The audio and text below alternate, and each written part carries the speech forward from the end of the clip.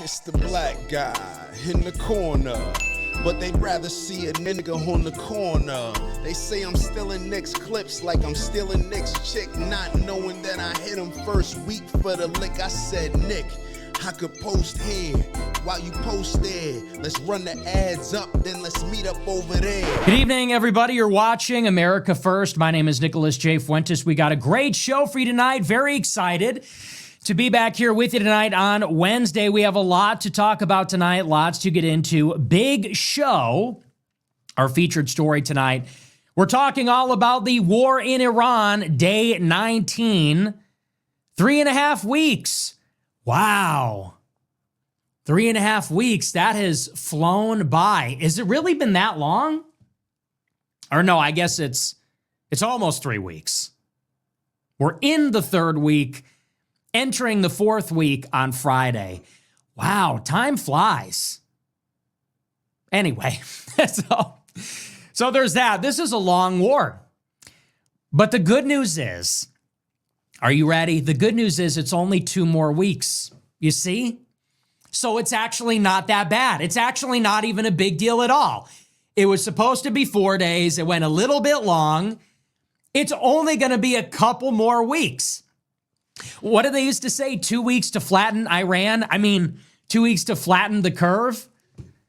So we're in the middle of week 3, and we're going to be talking all about the war in Iran. Big news. Big news out of the war today. And we're going to be trying to cover a lot of different things. I don't know how much we're actually going to have time to get into. I'm thinking about 4 different major updates in the war. And we'll try to get to all of them. Like I said, I'm not sure that we will finish. First of all, there have been some major developments in the course of the war. First, and most importantly, we are now entering what they're calling a new phase in the war. They say that this is an escalation, and we anticipated this. The Trump administration telegraphed it last week when he bombed Karg Island, or at least the military assets on Karg Island. But today, the war has officially shifted into a new and escalated phase of energy warfare. You could say it was already an energy war. Energy is a major factor. That is what the closure of the Strait of Hormuz is all about. That is the chief means by which Iran is trying to force the United States to exit the conflict. However, up until this point, the U.S. and Israel have refrained, or for the most part refrained, from striking energy infrastructure inside of Iran out of fear that Iran will retaliate and hit energy infrastructure in the Gulf. This would be a major problem because it would take potentially months, years, maybe a decade to repair all of the energy infrastructure, which would lead to permanently high energy prices. So far, the U.S. and Israel, they've hit everything else, everything other than oil and gas in Iran. Iran, doing their part, has refrained from hitting Saudi, Qatari, Emirati, Iraqi, and Kuwaiti oil and natural gas infrastructure. Well, that changed today, and that's the biggest development. Today, Israel launched a major strike on Iran's gas fields near Tehran. Huge strike. And because this is still a developing story, we don't really know, actually, all the details. It's disputed. And what I mean by that is earlier in the day, we were told that the Trump administration approved of the strike. So far, the administration doesn't want Israel to bomb the energy infrastructure for the aforementioned reason. Earlier in the day, I think morning or afternoon, it was reported that Trump gave the go-ahead. He greenlit the strike, and that the administration was aware of it, and they were okay with it, and they approved it, and Israel carried out the strike. Iran retaliated, and they bombed natural gas fields in Qatar, in the United Arab Emirates, and oil in Saudi Arabia.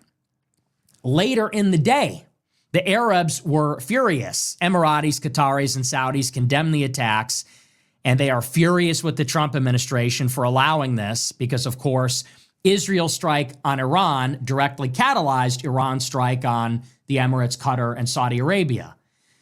So then just hours ago, hours ago in the evening, Trump put out a post on Truth Social and said he didn't know about the strike at all. He said the administration was unaware of Israel's attack, did not give Israel permission to carry out the attack, and has said that there will be no further attacks on Iran's energy in the future, and that if Iran hits any energy inside the Gulf, then the United States will retaliate. And do what exactly? I assume more attacks on Iran's infrastructure, energy infrastructure. That seems to be the implication.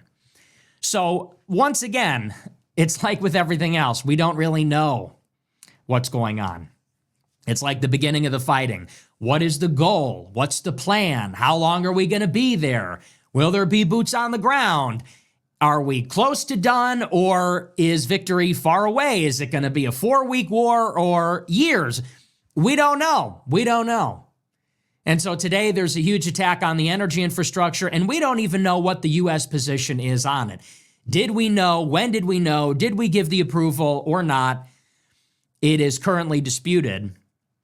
I think Trump is just lying. Like everything else, I think Trump is just abjectly lying. Of course, Israel told the United States, and of course the United States knew about it, and of course they approved it, because this is part of the escalatory tactic against Iran.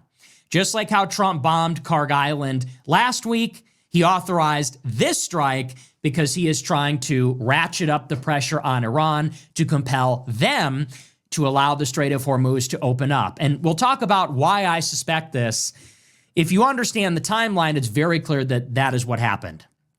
And we'll get into the details of that. That's going to be our main story about the operational side of the conflict. This is a war of attrition now. That's just how it is. And it's a war that we really can't win. So Trump is trying to find a creative solution here, trying to find a way to have his cake and eat it too. How do we escalate the fighting without really escalating? How do we pry the Strait of Hormuz open without toppling the regime or invading the country?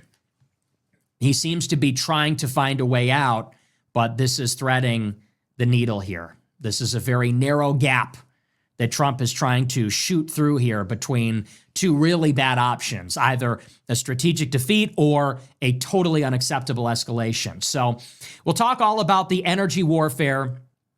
Then we're also going to talk, again, if we have time, about some of the plans to escalate.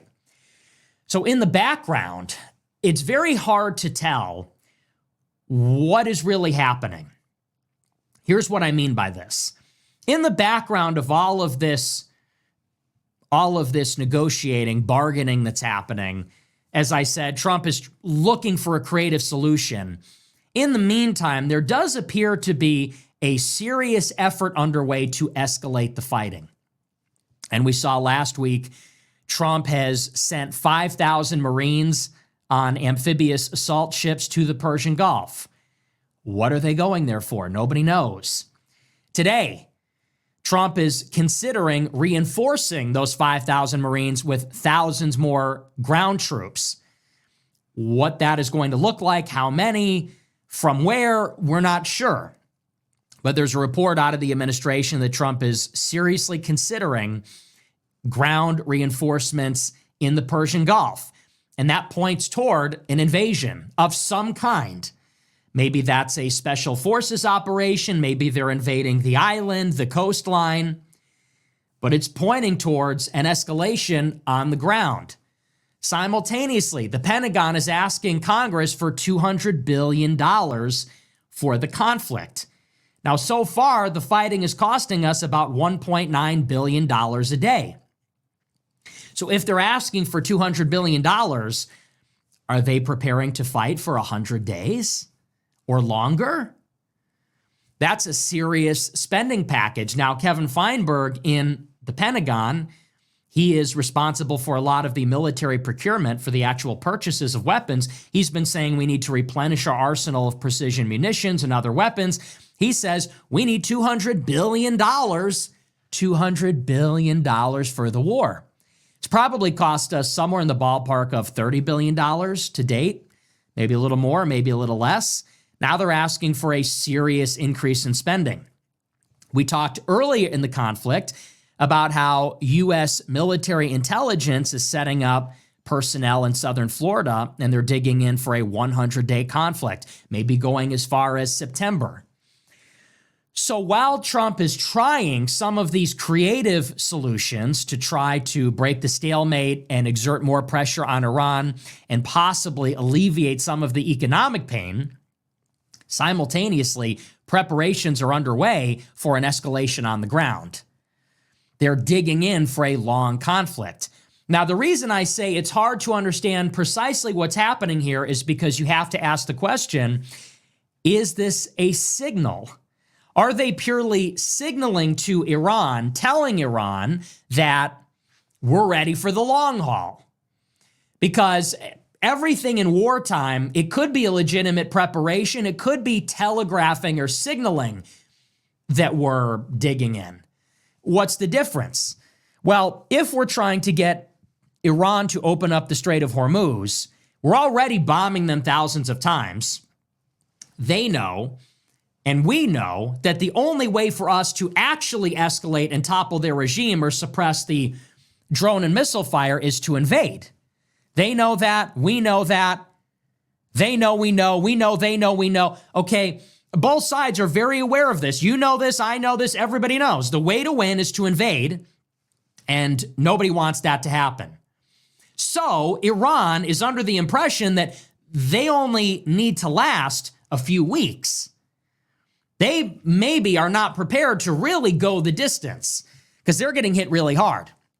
And although they have a very deep bench in terms of IRGC leadership that can replace those that are assassinated, and although the regime is hanging on, how long can a country really sustain being attacked thousands of times every day before civil order simply collapses and society fragments and balkanizes and there's total disorder, total civil unrest?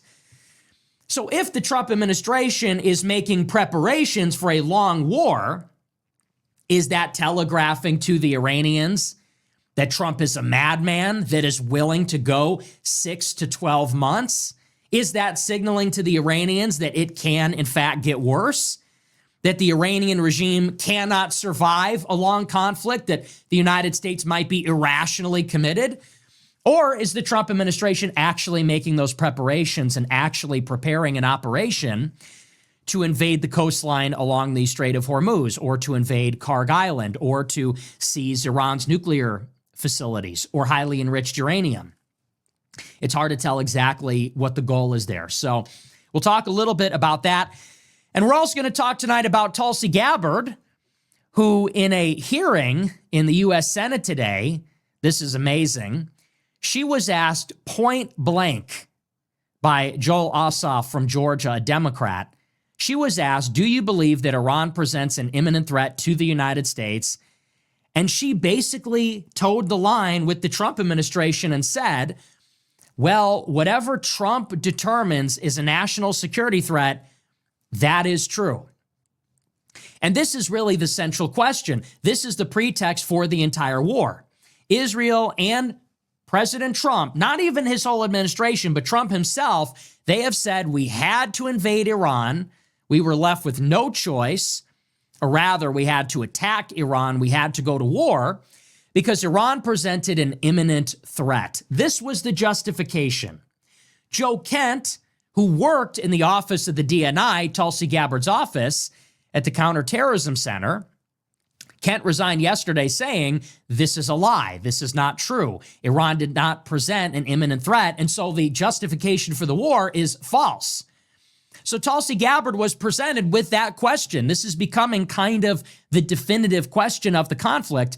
She was asked, did Iran pose an imminent threat? And she totally ducked the question, and she deferred to the president and said, well, it's really up to Trump to decide what is a threat and what isn't a threat. And the senator said, that's false. No, that's your job, actually. You have discretion. You have the ability to judge. You are the head of the Office of the Directorate of National Intelligence. So her job is actually to gather the intelligence from all the 17 intelligence agencies and to create options and insights for the president. It's your job to determine What's an imminent national security threat? And she said, I don't know. That's Trump's job. It's Trump's judgment. It's his determination. That's all that matters. And if you know anything about Tulsi Gabbard, this is a disgusting betrayal because for years she has been a non-interventionist and has said that we should not fight a war with Iran, that Iran is not an imminent threat, that whatever threat Iran does pose to our strategic interests or allies in the region, it does not justify intervention, much less a regime change war led by the United States. And this is after yesterday, she effectively said the same thing on Twitter. Yesterday, after Joe Kent resigned, her follow-up to that, because Kent was her deputy in the ODNI, Gabbard said on Twitter basically the same thing. It's Trump's judgment. Whatever he says is an imminent threat is an imminent threat. So this is either cowardice or it's a total betrayal. Either way, I told you so. I told you that Tulsi Gabbard was not our girl. Everybody said in 2024 during the presidential transition, they said, we're going to have this unbelievable administration. We're going to have J.D. Vance and we're going to have Tulsi Gabbard and RFK Jr. and all these people. And I told you all these people suck. Pete Hegseth is not based. Marco Rubio is not based. J.D. Vance is not based. And neither is Tulsi Gabbard. All of these people are crap. Tulsi Gabbard has a lot of weird connections. I believe she was on the Council on Foreign Relations. J.D. Vance, you know the story at this point. RFK Jr. is campaigning with Rabbi Shmuley. And Marco Rubio has always been a puppet of the Adelsons.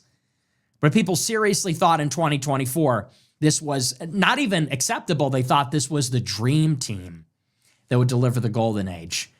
Well, now you see how much that is worth. Joe Kent and Tulsi Gabbard and Dan Caldwell and all these people in the admin, and this is what you get. So that's that. But we're going to get into it. We got a lot to cover. Before we begin, I want to remind you to smash the follow button on Rumble, smash the like button, leave a comment. Let me know what you think about the show.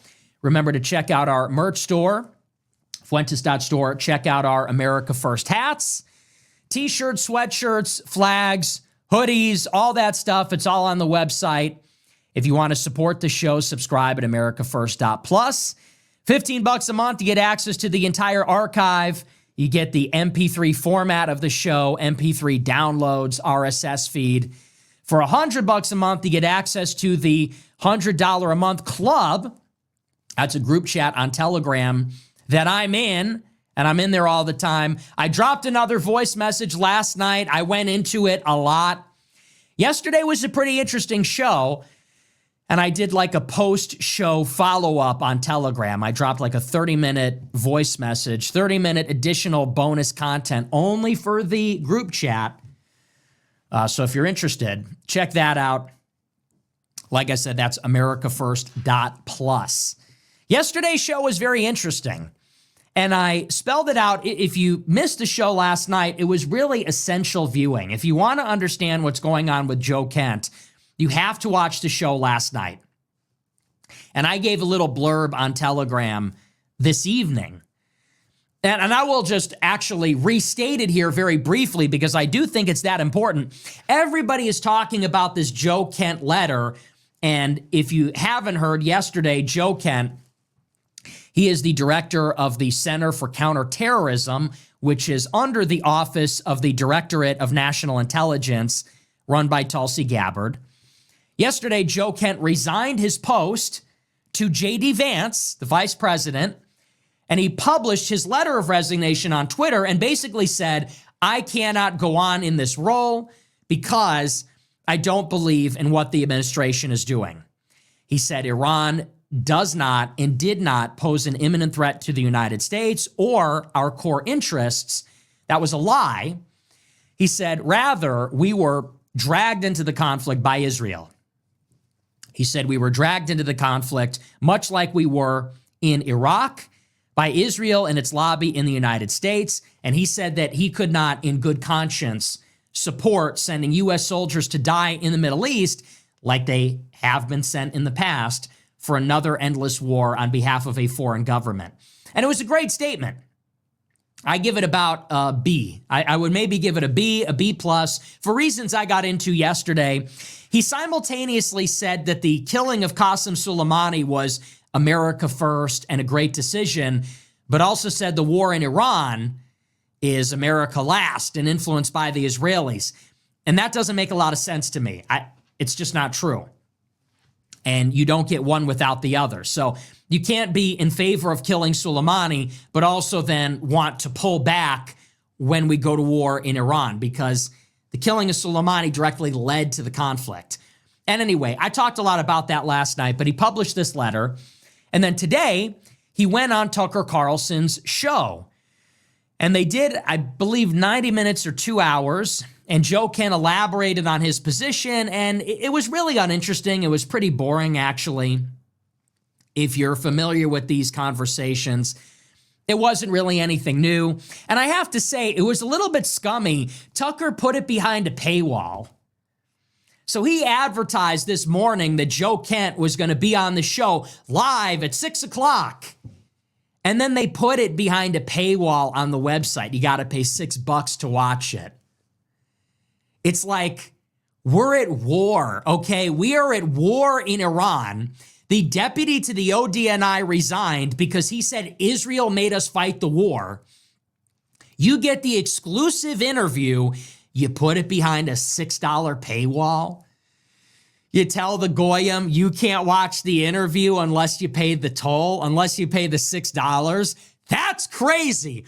Okay, that's actually crazy. And that's coming from the guy that is always saying, oh, I don't need anybody's money. Oh, I'm not taking money from Iran. You know, when he does that voice, I don't want their money. I don't need their money. Right? I don't need anybody's money, but I'm also not that rich. I'm a trust fund guy, but also I don't have $50 million. How dare you say that? Guy that doesn't care about money, by the way. Guy that doesn't need or care about money. You can watch my exclusive interview with the defecting director of counterterrorism, but only if you give me $6. What? $6. It's only $6. We got to afford to pay the bills. You know, it's like, that's crazy. That's a little bit Jewish. You know, that's a little bit Jewish. $6? Why you Jewing us, Tucker? What is that? So, what is that? $6? Because I got all excited. I got my DoorDash. I'm in my chair. I'm kicking my feet. I'm ready to watch the show. I'm all excited. Okay, here we go. Where is it? Oh, it's not on YouTube. Okay. Go on Twitter. It's not there. So I go on Tucker Carlson Network. Paywall, $6. I'm like, you gotta be kidding me. That just ain't right. That ain't right. I do this show live every night for free. Free. It's always been free. I've never paywalled the show, ever. And I'm not a trust fund kid. Fox News never paid me $20 million. Ass. Go sell your masa chips. He's got a big problem with me. Hey, I never sold masa chips. Okay, and I never paywalled anything. Anyway, whatever. But he pays, well, moving on. He paywalls the show. And I'm watching the show. It's pretty standard stuff. There was one thing in the show that I didn't like. Joe Kent says, well, they wouldn't let us ask any questions about the Charlie Kirk assassination. And I know a lot of people are probably going to ask me about that in the super chats, and I'm sure people saw that clip and they're drawing conclusions. Look, Joe Kent is the director of counterterrorism. He works in the Directory of National Intelligence.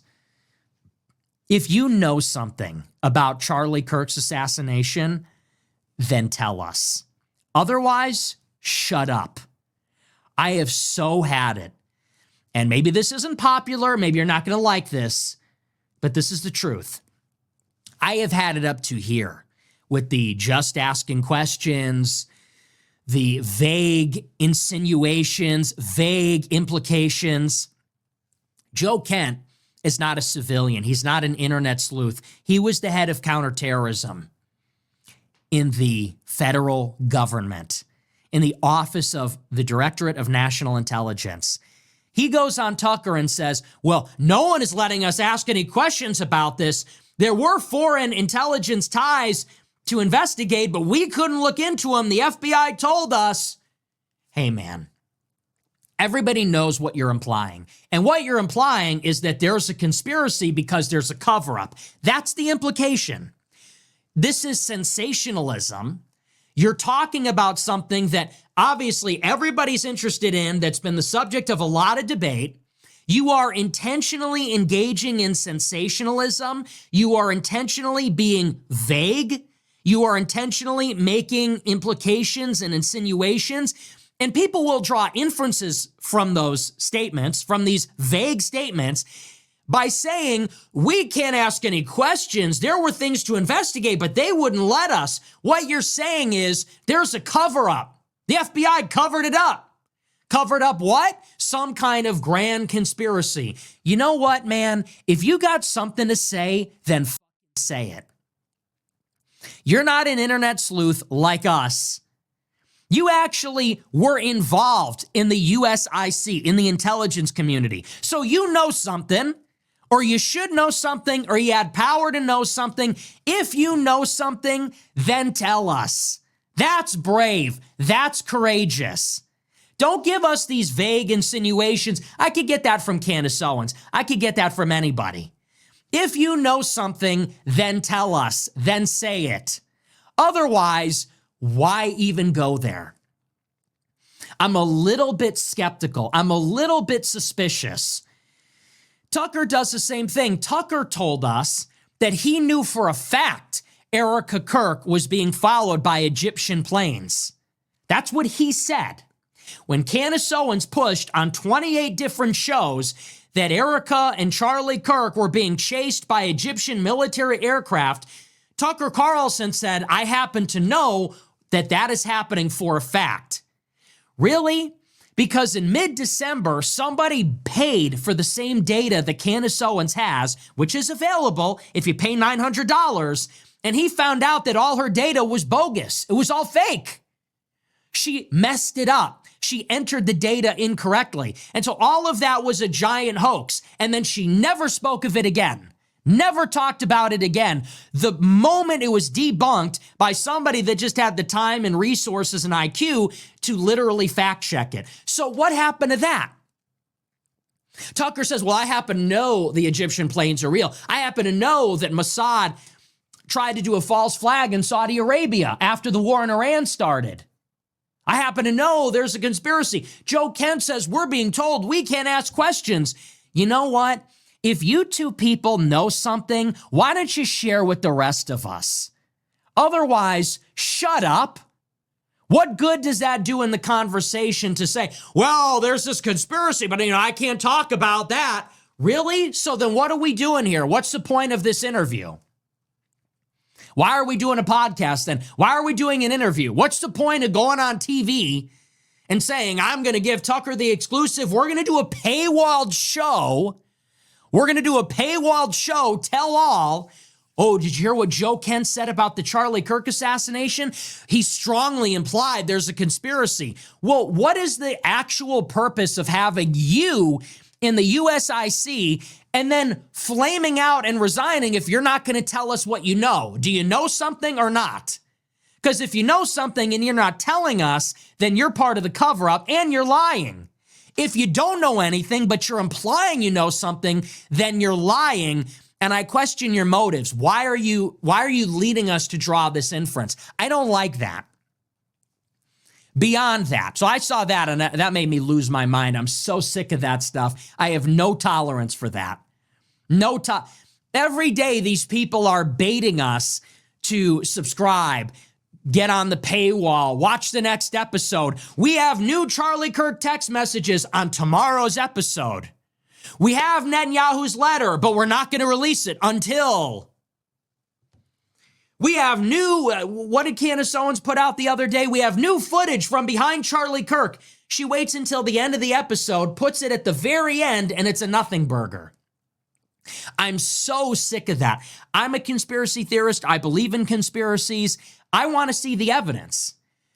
And don't tell me you're a brave truth teller. Don't tell me you're a martyr if you're hiding things.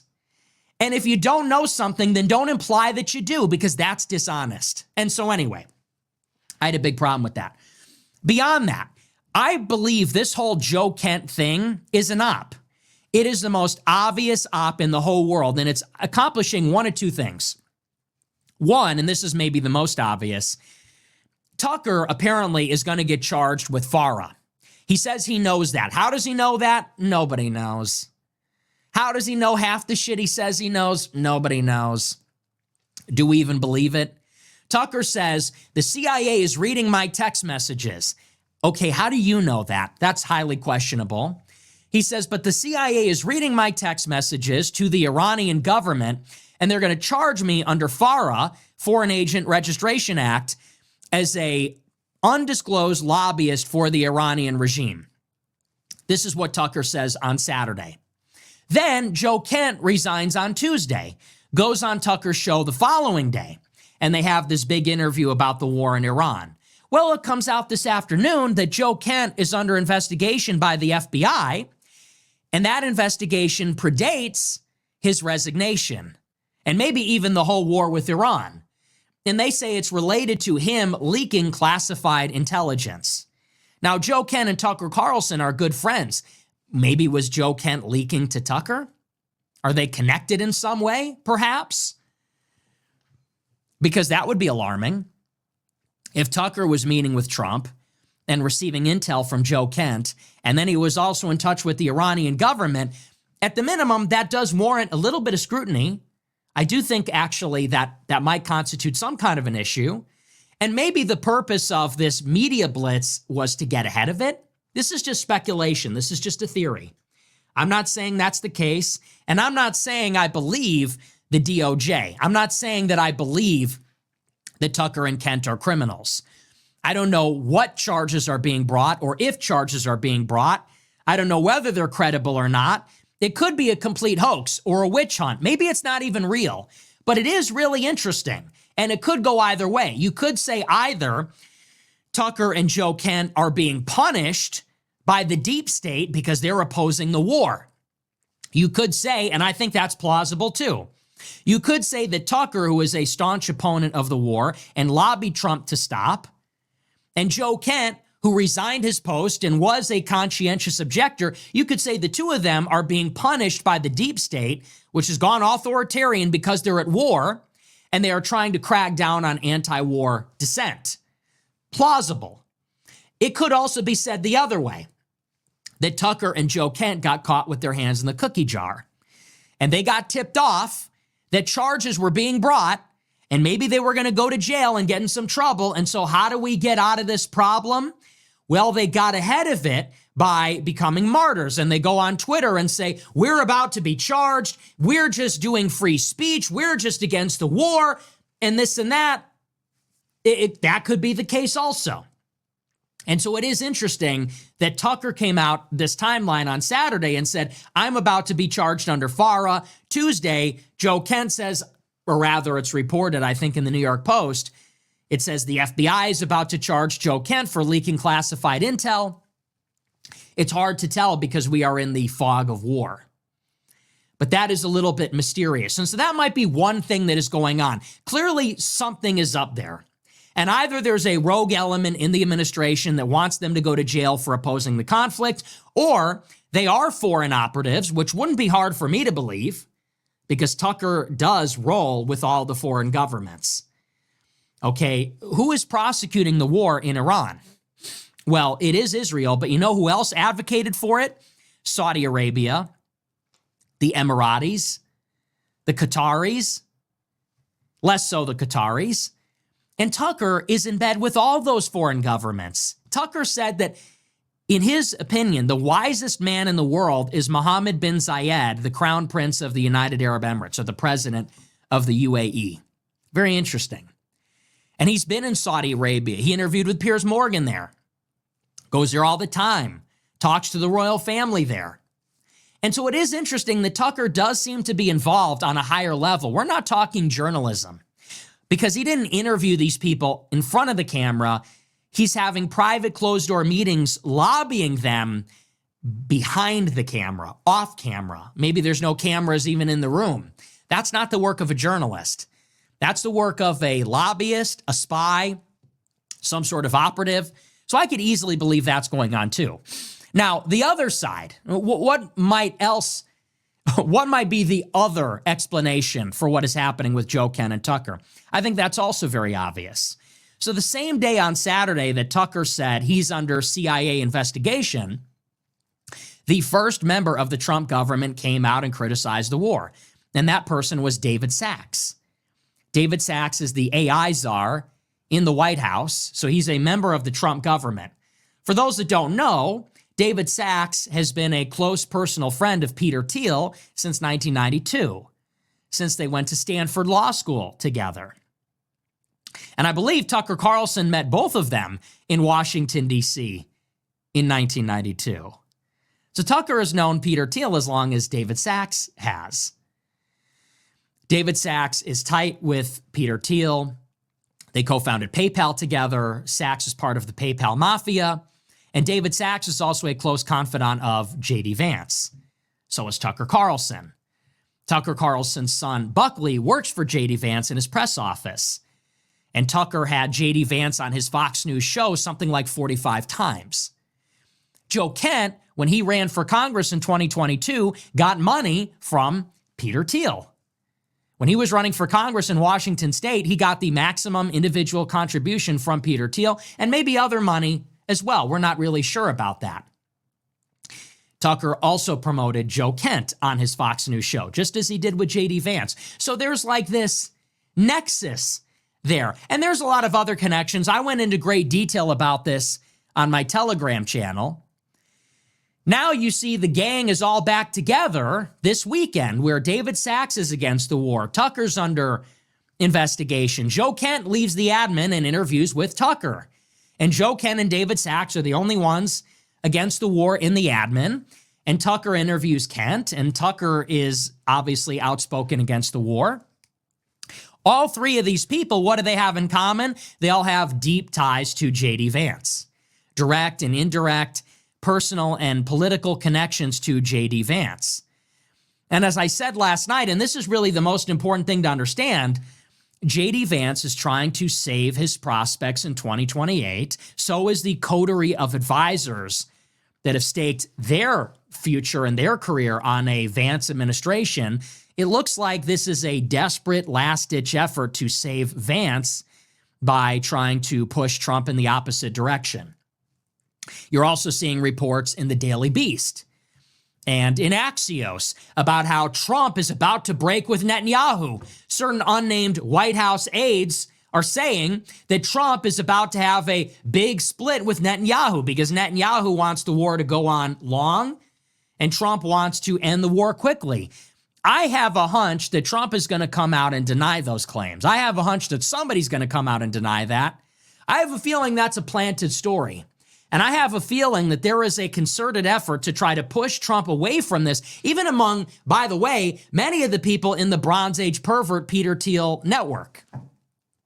Their sole and exclusive mission is to make Vance the president. And when the U.S. and Israel went to war in Iran, many of the Thiel-backed network on social media, they said, this is a terrible mistake. We should have never went to war in Iran.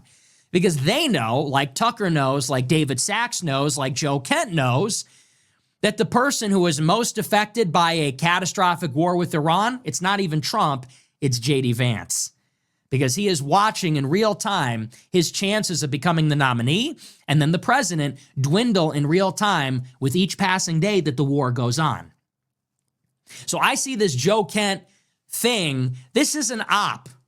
I smell a big op, and everybody is falling for it because the rhetoric is good. The rhetoric is mostly good. It's mostly fine, like it's sound. You have Joe Kent saying the Jews are bringing us to war in Iran like they did in Iraq. You know, that's good stuff. Okay, that's fine. I'm glad he's saying it. I'm glad somebody's saying it. I'm glad they're against the war. But I will also say that I don't trust these people at all. I don't trust Joe Kent. I don't trust Tucker Carlson. I don't trust any of them. And I find it highly suspicious that Joe Kent, as recently as 2024, was saying that we should give Israel foreign aid and we should bomb Iran's nukes and missile capabilities. He was saying that recently, and he has been saying it consistently for years. He's also in the CIA. They all are. Tucker's dad is in the CIA. Joe Kent is in the CIA. Peter Thiel is a CIA contractor. J.D. Vance was a Marine, then got recruited out of Yale Law School, which is a notorious recruiting ground for the CIA, and then worked for Peter Thiel regardless. So I see a lot of intelligence connections there. They're all part of a network. They're all boosting Vance for some reason, and I don't want to be taken for a ride. So I don't trust any of these people, and I find the whole thing very suspicious. So people say, well, he sounds good. He's saying all the right stuff. I'm watching this interview. This interview is a performance. The interview is a performance. Tucker and Joe Kent, it's not a real conversation. It is staged. It is a play. They're putting on a play for you. And they're talking to each other for an audience like they're dumber than they are. They're dumbing it down. They're taking it very slowly. And I think that's why. I think that is really what is going on here. And there might be some kind of foreign intelligence connection with Russia, with Iran, maybe more on that later on a future show. But I did just want to say and clarify at the outset, because it is so important. This is the big thing that is happening in our space in the past 24 hours. I am highly, highly skeptical of all that. But anyway, I do want to move on. I want to get into the actual operations in the war. And the big story tonight is how the war is now escalating. And the situation is this. As we have talked about, we are halfway through the third week in the war. We expected, well, I don't even know what we expected. You can't even really use that word. Perhaps the president alone expected that this would be a quick and easy war, pound Iran very hard for a few days, decapitate the leadership, and a crippled and wounded Iranian regime will very quickly wave the white flag and sue for peace. Whereupon the Trump administration can impose conditions on Iran's nuclear program. That was the idea. As you know, things did not go according to Trump's plan. The Iranian regime survived. The Iranian regime maintains its capability to launch drones and ballistic missiles. And they have used that capability to attack the Persian Gulf nations of the Gulf Cooperation Council, to close the Strait of Hormuz, a vital choke point for oil, natural gas, and fertilizer, which goes out into the Indian Ocean, and to attack and degrade U.S. radar early warning systems, and to attack the state of Israel. And so the war has settled into a second phase, you can say. If the first phase was the U.S.-Israel assault, bombing runs thousands of times in the first 12, 24 hours, bombing regime targets, decapitation strikes, bombing their navy, their military hardware and infrastructure, logistics, supply chains, things like that. Now the war has settled into a second phase where it has become an attritional war, and it has become a war of economics. The United States and Israel are using their air and sea power to bomb Iran all the time and continues to decimate its leadership, continues to find and destroy its missile production and missile launch capabilities. But as long as Iran remains intact and as long as they're able to launch drones and missiles, then they are able to shut down shipping in the Strait of Hormuz, which chokes the global energy supply, hurting the global economy, and they're able to increase the pressure on the Gulf nations by hurting their real estate, tourism, and other industries which they're trying to pivot towards. So this is the second phase. This is the grinding stalemate. This is the status quo, attritional war that the conflict has settled into, as we've talked about. And so the question facing the Trump administration is how to break the stalemate. It can't go on forever. The longer that the Strait of Hormuz is closed, there is going to be a lot of damage to the global economy. It might even trigger a global recession. Energy becomes scarce, oil prices increase, and that increases the price of everything. Fertilizer supply is constrained. That makes costs for farmers go up. That makes food more expensive. So we are facing higher inflation. There was an expectation the Federal Reserve, for example, would cut interest rates today.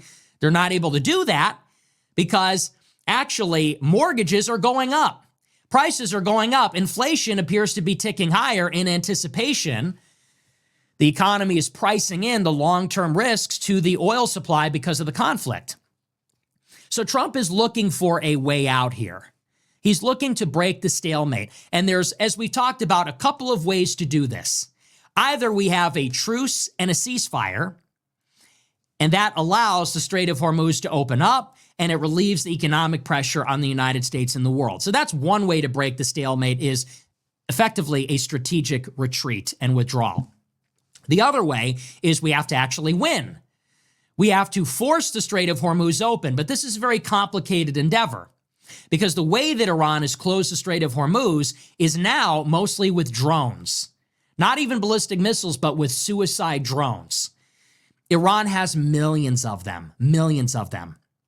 They're cheap, they're small, they're easy to produce, they're highly mobile, they can be launched from anywhere, and Iran is making more of them all the time.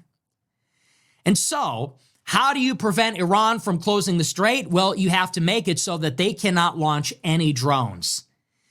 How do you prevent them from launching any drones? It is impossible. You cannot bomb all their drones, drone production. You cannot bomb all the places where they can launch drones. You can't kill the personnel that are launching them. The only way to stop Iran from closing the strait, it appears, is to topple the government. And for a new government to come into place that orders the military to stand down. That seems to be the only way. And the only way to topple the government is to invade.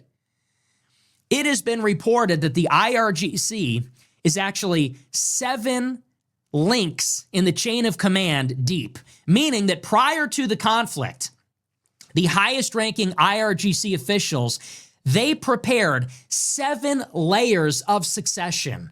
They have a second person, third person, fourth, fifth, sixth, seventh person lined up in the event that they are assassinated.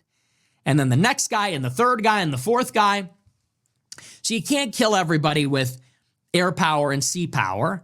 You can't destroy every place where they're storing, launching, and making drones. The only way to win is to topple the government, and you have to do that with a ground invasion, which obviously is off the table. So Trump is looking for a third way to break the stalemate. How do we win without retreating, without escalating?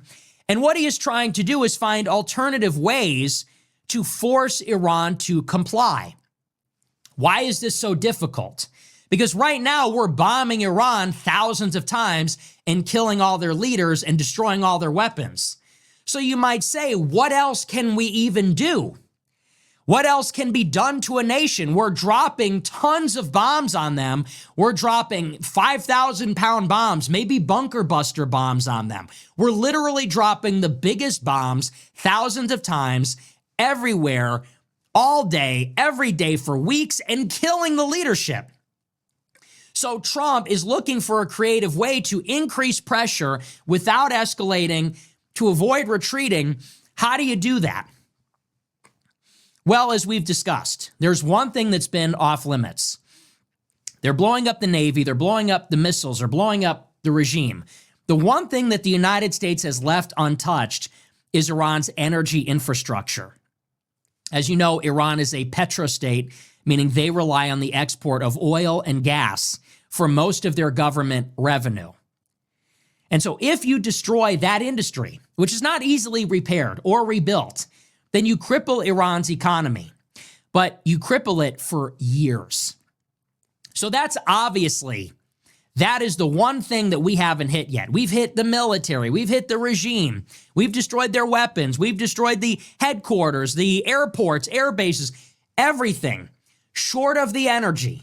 Because even though destroying the energy would cripple Iran's economy, and it would take years for them to repair, so, be a problem for the successor regime, we have not hit it for 2 reasons. If the Trump administration bombs Iran's energy, then Iran will retaliate and bomb Saudi Arabia, Qatar, Kuwait, Iraq, and the Emirates energy. They will bomb it. The Houthis will bomb it. Maybe the Iraqis, maybe Hezbollah will bomb it. It will be unavoidable. And so what we do to Iran will be visited upon the Gulf. And that will be catastrophic. Because in the end, all this energy infrastructure will be destroyed and the global supply of energy will be chronically restrained. Chronically, I should say, constricted. So you have a fifth or a third of the world's oil, depending on how you measure it, whether it's by volume of oil that moves through a sea lane or volume of oil overall. You have a fifth of the world's oil that moves through the Strait of Hormuz, which is going to be probably for 10 years taken offline, as well as liquefied natural gas, of which Qatar makes a lot of it. And that goes to Asian countries, but also Europe is reliant on it. And of course, the global supply determines the price, so it affects everybody. If you have an all-out energy war in the Persian Gulf, you have a chronic energy shortage in the whole world. And like I said, because the infrastructure is destroyed, infrastructure takes a long time to rebuild. To rebuild a refinery, a pipeline, this takes years, and it takes tons of investment. And the question is, who then is going to invest? This is the same problem in Venezuela. We can't get Venezuela to pump more oil very quickly because one, takes a long time. Two, who's going to put up the money with all the geopolitical risk involved? It's tenfold in the Middle East. It's going to take years. Who's going to invest? Who's going to put up the billions of dollars to do this? So if we attack Iran's energy, then they retaliate. In the end, all the energy infrastructure is destroyed. This permanently constrains the global energy supply, which means that energy is permanently high. That means inflation is permanently high. And this is something the U.S. economy just cannot stand. We already have chronically high inflation. I believe it's been since 2022. The Federal Reserve has not hit its benchmark, its target of 2% inflation. And there's a lot of debate about why this is. It could be because of quantitative easing. It could be because of COVID era supply chain problems. There's a lot of reasons people say for the inflation right now. But this is the last thing that we need. So this would be permanently a problem for the U.S. and the global economy. So Trump doesn't want to go there. It's also a related problem. If we bomb Iran's energy infrastructure, even if they don't retaliate, that still further constrains the energy supply in the short term. And that's exactly what happened today. And we'll get into this. By bombing Iran's energy infrastructure, even in the short term, that constrains the global energy supply. Throughout the conflict, there has been oil moving through the Strait of Hormuz. It is Iranian oil, mostly going to China. If you take that offline, there's just going to be even less oil in the world than there already was with the strait closed. And then you'll have the same problem in Iran, having to repair that infrastructure.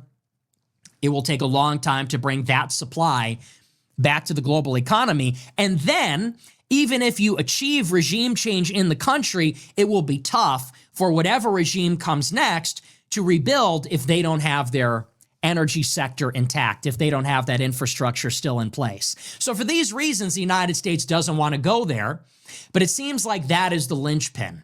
And this is why Trump has shifted tactics starting on last Friday. On Friday, Trump launched a major airstrike on Karg Island. Karg Island is an island in the Persian Gulf off the coast of Iran. That is where 90% of Iran's oil exports move through. Iran gets the oil on the coastline and in the Persian Gulf, refines it on the Iranian mainland, and then ships it out to the island via pipeline, where it gets picked up by tankers and then taken out of the Persian Gulf and through the Strait of Hormuz. So this is the hub for virtually all of Iran's oil. This is the critical center of Iran's energy sector. And Trump bombed it on Friday, but only the military targets. Now, on Friday, I speculated that maybe that was in preparation for a invasion, for a ground force moving in and seizing the island. And that way you get a little bit of both. You're able to take control of Iran's energy without destroying the infrastructure. And so you can deprive them of the revenue without actually setting back in a permanent way the global supply of energy by destroying the infrastructure, which would take years to rebuild. That being said, an invasion of the island would be extremely difficult because it is within range of Iran's drones and missiles. So any amphibious assault on the island would surely be repelled by an Iranian drone and missile salvo launched at the Marines trying to land there. So I said on Friday, perhaps this is a gesture that indicates to Iran that if they don't open up the Strait of Hormuz, then the United States might attack the energy infrastructure on Karg Island. So the attack, by bombing the military infrastructure but not the economic energy infrastructure, Trump is threatening Iran and saying, we will do it. Maybe this is too close to for comfort for you. If we're going to bomb the military infrastructure on the island, maybe the next strike is the energy. And the Iranians definitely don't want that to happen. So maybe that makes them uncomfortable. Maybe that makes them more willing to negotiate.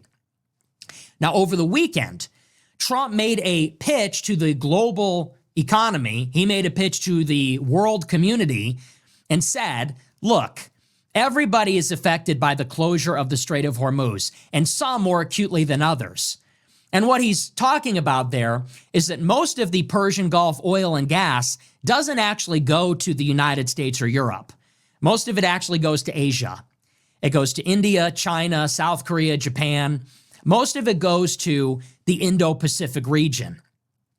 And so Trump says over the weekend, look, there is a global energy crisis. It is bleeding the United States.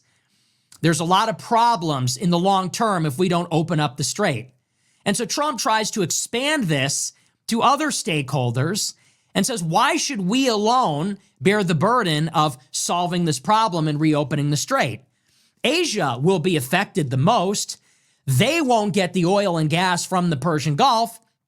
So maybe they should actually help us open up the strait. They should lend their Navy and their military for an allied coalition joint operation to open up the strait. He also called on NATO and said, hey, we supported your war in Ukraine. Now it's your turn to help us in the strait. And by the way, this is humiliating. This is embarrassing. Why are the Asian and European countries not going to help us? Well, they didn't start the war. So yes, Asia is worried about the constrained energy supply. And yes, Europe is worried about the effect on the price of LNG and the price of crude oil. At the same time, Europe is fighting a war against Russia. And Asia doesn't want to join a fight that really has nothing to do with them at all. This is not India's fight. It's not Japan or South. That has nothing to do with them. So Trump is effectively begging all of our allies to help us finish a war that he started. So what happened to this America alone? We have all the cards. We're the boss. We're the only country in the world. We're the king of the world. Trump went in, thought he could win quickly and easily, found out the hard way it wasn't going to go down that way. Now he's in the position of literally begging objectively inferior, weaker militaries to come to our aid and assist us, begging the United Kingdom, begging Germany, Japan, South Korea to come and help. As we talked about on Monday, over the weekend, all the countries rejected this appeal. First Japan, then Australia, South Korea, then all the European countries, France, Germany, Italy, the UK, the European Union, Poland, they all came out and said, this is not our war. That's not in the cards for us. We've ruled that out. You started it. You finish it. So Trump then says on Monday, you know what? We don't need you, which is the best. I mean, that really encapsulates everything about this administration and about this whole conflict. So Friday, he says, we're going to have a great coalition like it's a done deal. We're going to open up the strait. Everyone should and must help us. Everybody rejects him publicly and outright and forcefully. So then he's forced earlier in the week to say, well, who needs you anyway? We don't need your help. We'll do it ourselves, and we'll just remember that. Truly pathetic. So today is Wednesday. This is why the timeline is so important here. On Wednesday, today, Israel launches a major strike on Iran's gas fields, the Southern Pars gas field.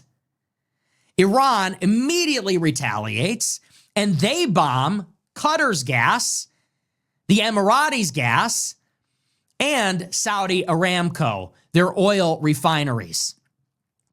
And what happens? The price of oil surges to $120 a barrel. It had stabilized. I said this, I think, yesterday or on Monday. The price of oil had stabilized at around about $90, $100 a barrel. This is after it spiked past $100, not last weekend, but the weekend before that. Today, oil exploded, even though Trump is trying to contain that, trying to contain the price shock by opening up these strategic oil reserves, changing some regulations, allowing Venezuela to export more oil.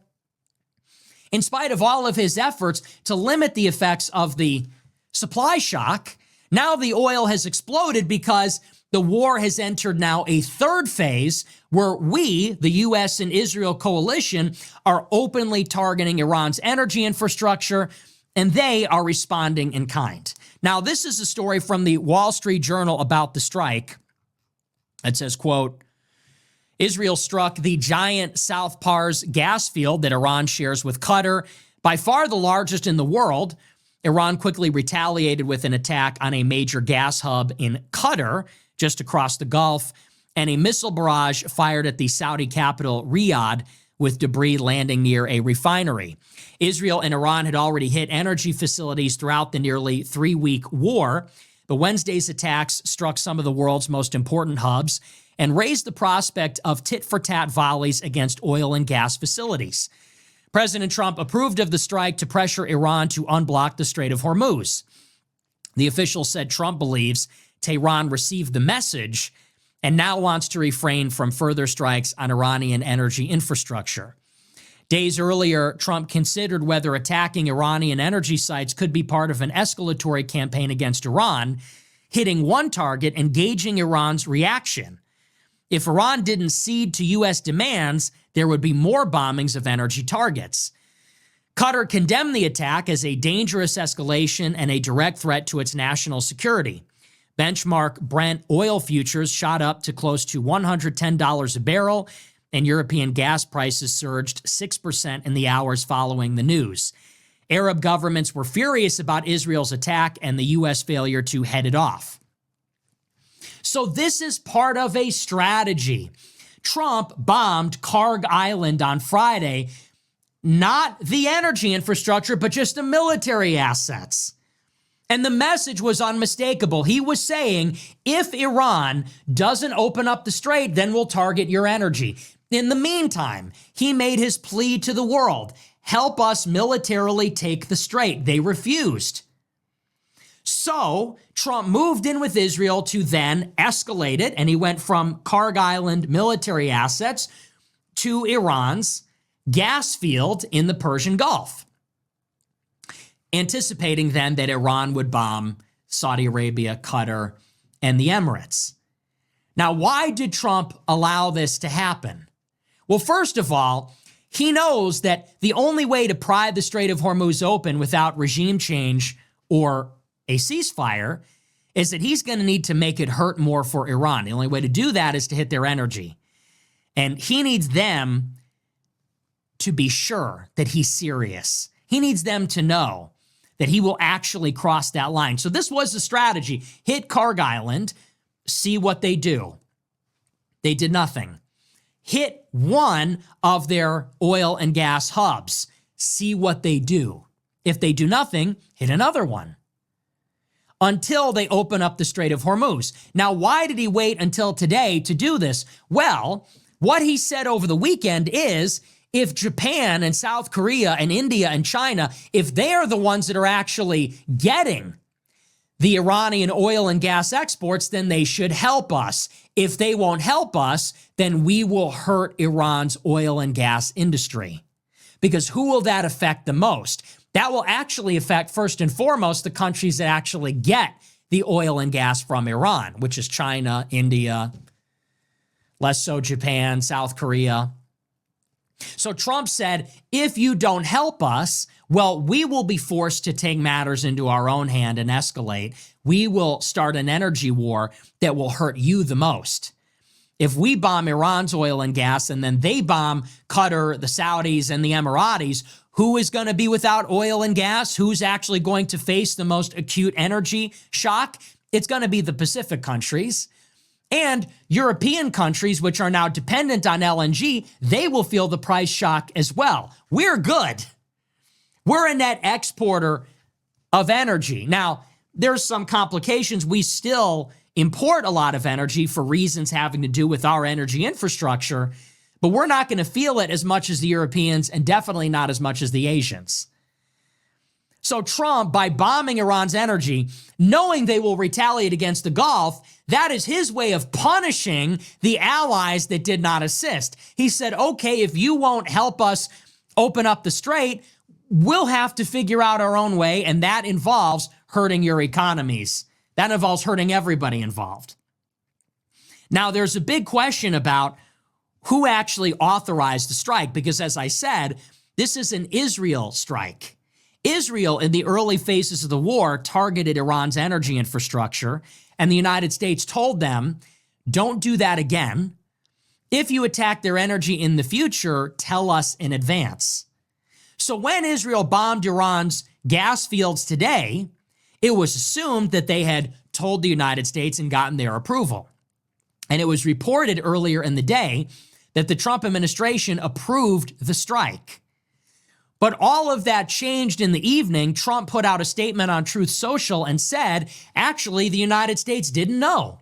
He said, we didn't know, and we want the energy warfare to stop, and that if Iran keeps bombing Qatar, then we will retaliate, but we're not going to attack Iran's energy any further. This is a statement on Truth Social. This is Trump. He said, quote, Israel, out of anger for what has taken place in the Middle East, has violently lashed out at a major facility known as the South Pars gas field in Iran. A relatively small section of the whole has been hit. The U.S. knew nothing about this particular attack, and the country of Qatar was in no way, shape, or form involved with it, nor did it have any idea that it was going to happen. Unfortunately, Iran did not know this or any of the pertinent facts pertaining to the attack, and unjustifiably and unfairly attacked a portion of Qatar's LNG gas facility. No more attacks will be made by Israel pertaining to this extremely important and valuable South Pars field unless Iran unwisely decides to attack a very innocent, in this case, Qatar, in which instance the U.S., with or without the help or consent of Israel, will massively blow up the entirety of the South Pars gas field at an amount of strength and power that Iran has never seen or witnessed before.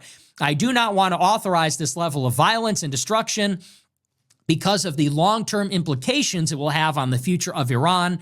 But if Qatar's LNG is again attacked, I will not hesitate to do so. Thank you for your attention to this matter. So Israel bombs Iran's energy after Trump told them 2 weeks ago, don't do that again, and if you're planning on it, get our approval first. It was reported this afternoon that Trump gave Israel permission. Now Trump denies it. And Trump is telling Iran, look, you didn't know, but we didn't give permission. And so if you bombed Qatar, we'll grant that that was a mistake on your part. Trump says Israel will not attack again. But if you attack Qatar again, if this, in other words, becomes an energy war, if you've called my bluff, in other words, then we will go in, the United States will go in, and we will completely bomb your energy infrastructure. Now, what are we doing? So what is going on here? First, they say Trump knew about it. Now he says he didn't know about it. 2 weeks ago, Israel bombed Iran, and we told them don't do it again. Now they do it again, and we say, well, we had no idea. And what this looks like to me is that Trump obviously approved the strike, so he's just lying here. I think he's obviously lying. And like I said, I think this was the strategy all along. Hit Karg Island, wait and see. Our allies didn't help us. Iran didn't open up the strait. So we gave Israel permission to launch a limited strike on the gas field. Wait and see. What will Iran do? Well, Iran maintains the ability to retaliate. Even though the ballistic missile launches are decreasing, the drone strikes are increasing. And now there's hundreds of drones being launched every day at all these countries, at the Persian Gulf, at tankers. Speedboats are intercepting tankers in the Strait of Hormuz. So Iran retaliates quickly. And Qatar is one of the world's biggest hubs for LNG. As far as LNG is concerned, it's really just Qatar. It's not so much Saudi Arabia, Bahrain, the Emirates, Kuwait. It's really just Qatar. And LNG is in very short supply. It's a very hot commodity. LNG is how Europe has replaced Russian natural gas, which used to flow from the Nord Stream 1 and 2 pipelines. And so now they're dependent on LNG. Japan needs LNG. China, India, they need LNG. And so if this becomes an energy war, if we're trying to put pressure on Iran through energy, they're going to give it back in full. And they're really going to hurt the Persian Gulf. And that's going to hurt everybody. Because like I said, that is going to limit the global supply of energy indefinitely, oil and gas for Asia. And then that supply shock will affect everybody. Prices are going to go up. Fuel and energy costs will go up, and the price of everything will then go up. And if the price of energy goes up, well, you can forget about AI, which is dependent on compute, I don't know how to pronounce, compute, I guess, which is the ability of computers to do AI.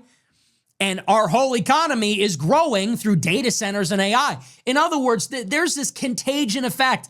This is going to spiral out of control very quickly. So Trump is looking for a way to break the stalemate out of desperation, launches this energy war. He's going to hit the one thing that we have not attacked, thinking that Iran will buckle, but Iran called our bluff and said, if you hit the southern Pars gas field, well, fine, we'll hit Qatar.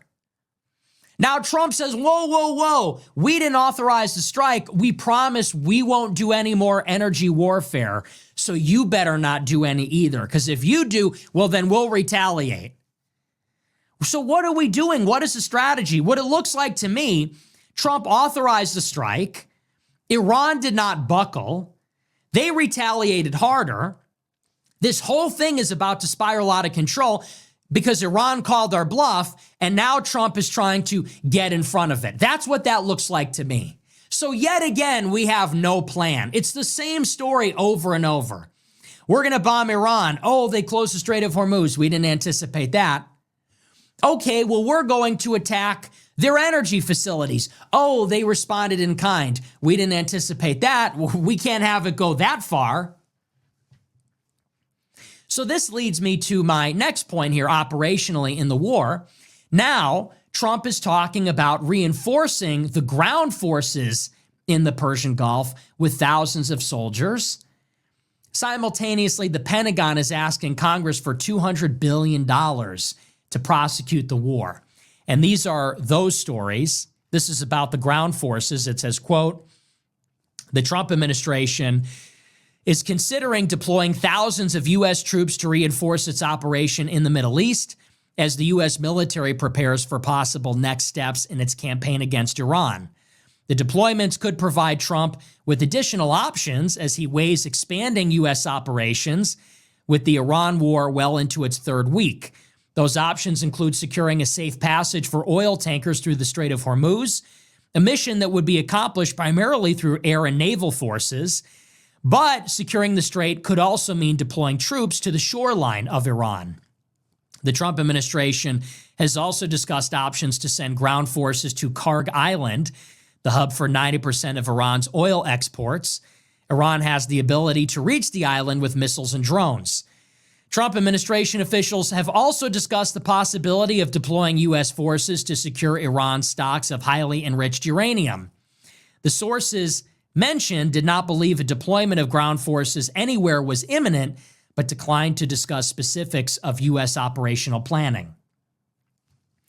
So they have 5,000 U.S. Marines on 3 amphibious assault vessels headed to the Persian Gulf. To do what? Nobody knows. The administration is talking about deploying thousands of additional ground forces. Already got 50,000 U.S. personnel in the region. And they say that Trump is hell-bent on forcing the strait open.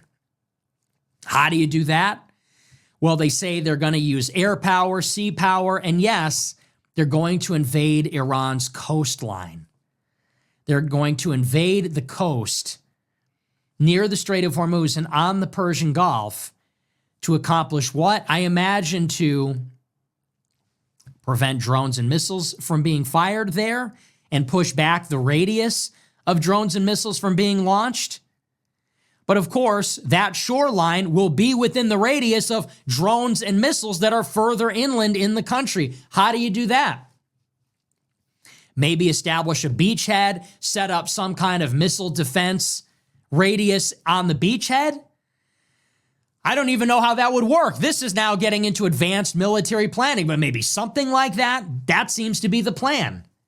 Moreover, the Pentagon is seeking $200 billion for the war. This is that story. It says, quote, the Pentagon has asked the White House to approve a $200 billion request to Congress to fund the war. That number would far surpass the cost of the administration's massive airstrike campaign to date, and instead seek to urgently increase production of critical weaponry expended as U.S. and Israeli forces have struck thousands of targets over the past 3 weeks, according to 3 other people familiar with the matter.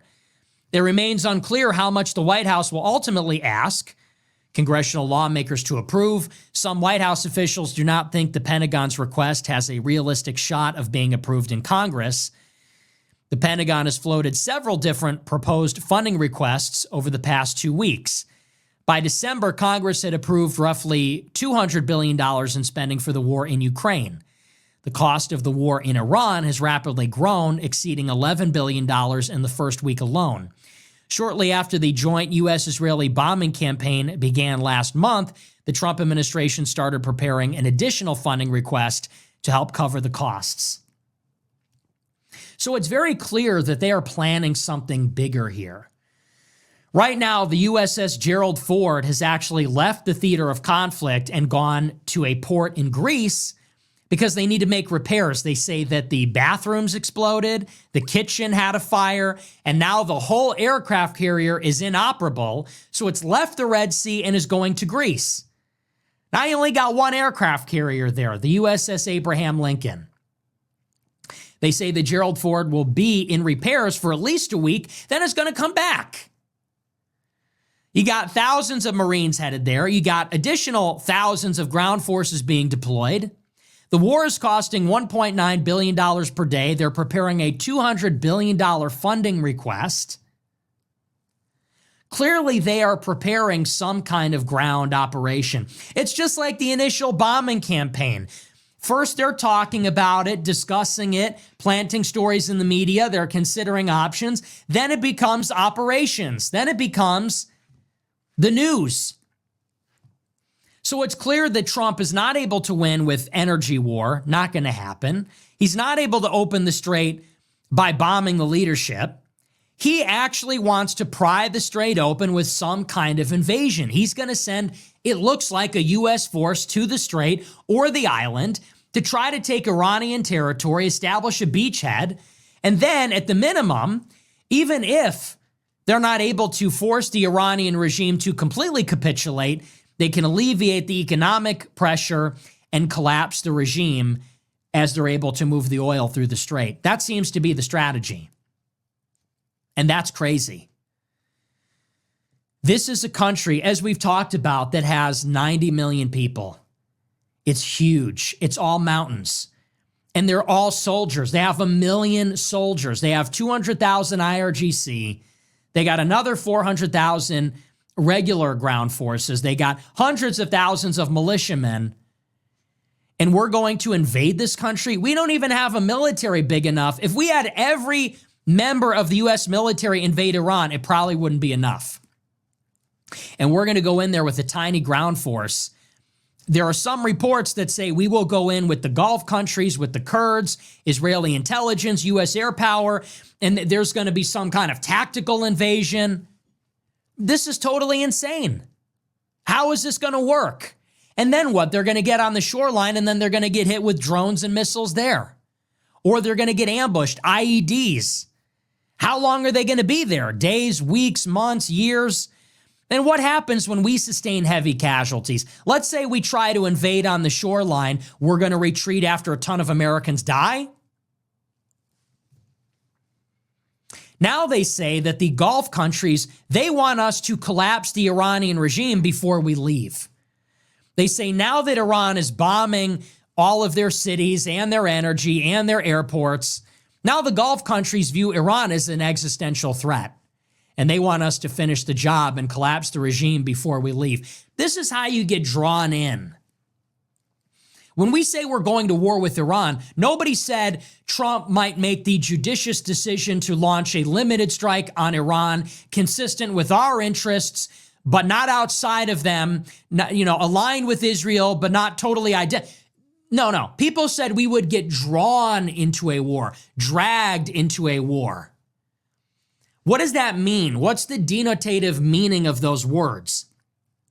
When we say dragged, when we say drawn, we mean that it is a gradual process where you have mission creep, where the goals keep changing, where one thing leads to another, and over time, there is a pressure, there is a narrowing of options and possibilities that ultimately leads to a full-fledged war. That's what we're talking about.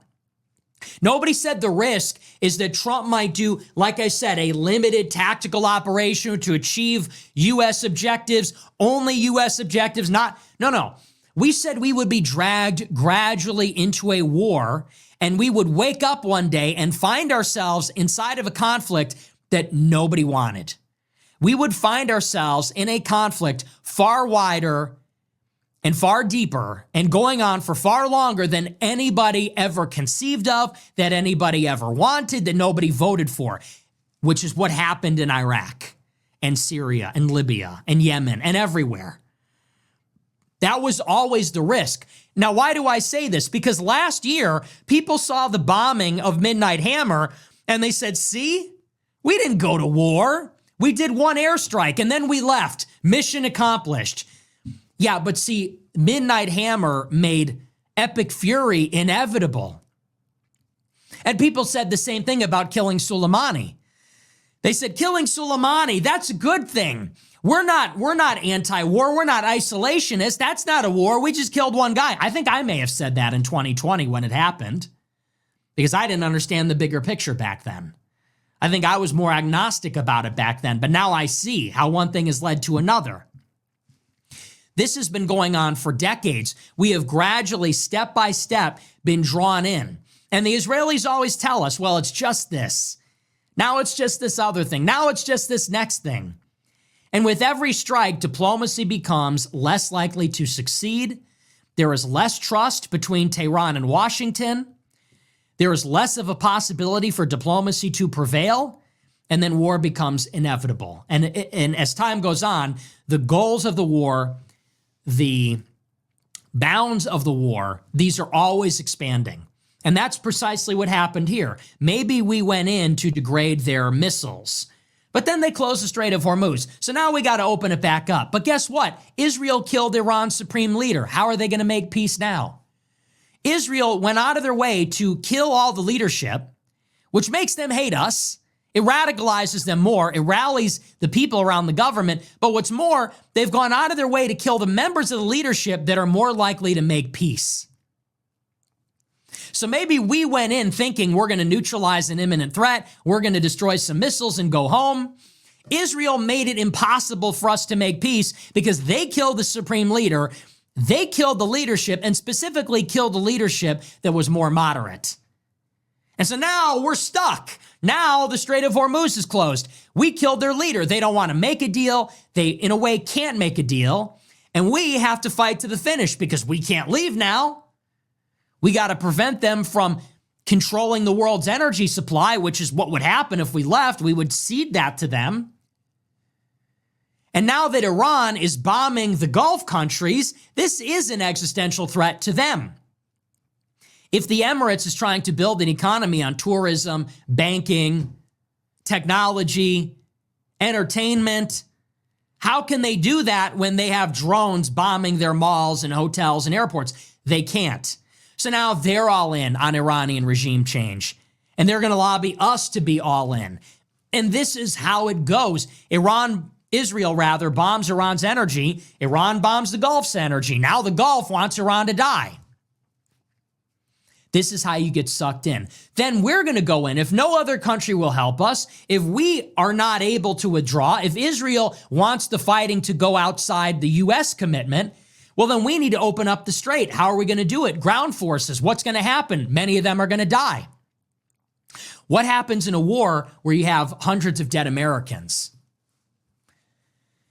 Is that going to de-escalate things or escalate things? Does that increase our commitment or lessen it? And as time goes on, we're only approaching the day when an Iranian sleeper cell goes off and kills a bunch of civilians. Just a matter of time. Just a matter of time. That's what it feels like before we are fully fledged in a ground war with Iran. That's how all this is shaping up. That's what it looks like to me. I don't see a way out of it. And in the meantime, there might be a temporary ceasefire or truce. I doubt it, but it's possible. And what all the reports say is that they're going to watch and wait for Iran's society to collapse. You have a truce, have a ceasefire, and that is just going to be a deferring of the fighting. And in the meantime, Mossad and CIA are going to prepare the ground force. The Kurds, anti-government civilians, some kind of U.S. ground force. So even if we don't invade Iran tomorrow, the day is going to come when Iran has regime change and U.S. ground forces are going to be a part of it. And it will be a gradual process, how we get sucked in to yet another war. It's what it is. So that's the current state of the conflict. We're going to be monitoring the situation. Pay close attention. Don't believe anything the president says. It's just unbelievable. He has no idea what he's doing. He's totally out to lunch. He's 100 years old. Every day he contradicts himself.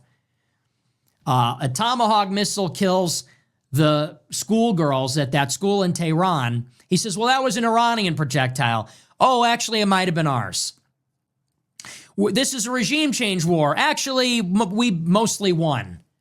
The war's coming to an end quickly. Actually, we're in it for the long haul.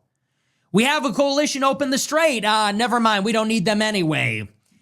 I approved Israel's strike. Actually, I had no idea. There's no plan here. There's no plan.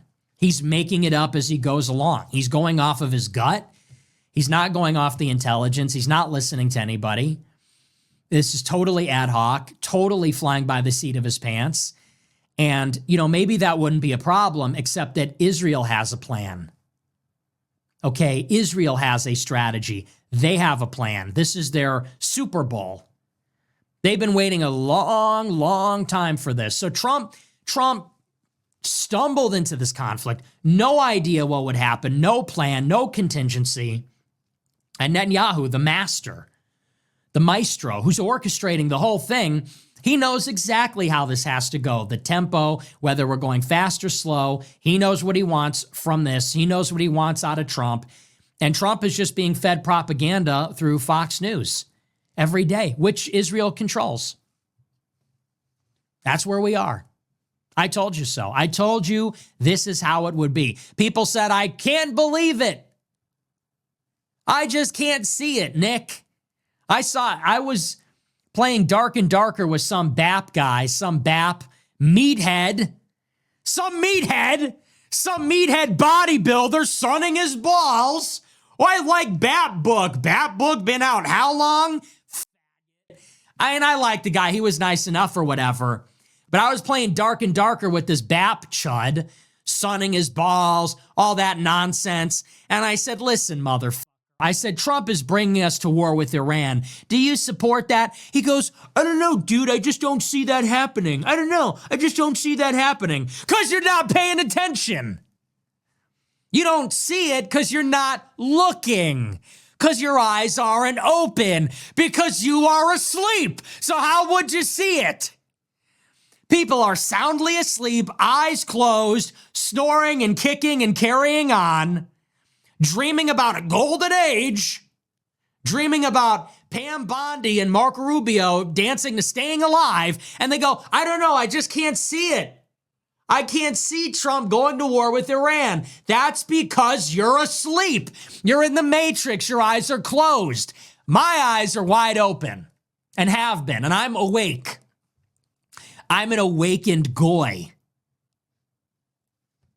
It was obvious it was going here. I told you it would be like this, but you didn't listen to me. If you actually cared, you'd be here. Remember when? But it's true. And now we pay the price. Of all the words of tongue and pen, the saddest are these. Nick Fuentes was right again. You called me a Democrat. You. People said, you know what people said? They said that I didn't get charged in January 6th because the Biden DOJ forced me to take a deal.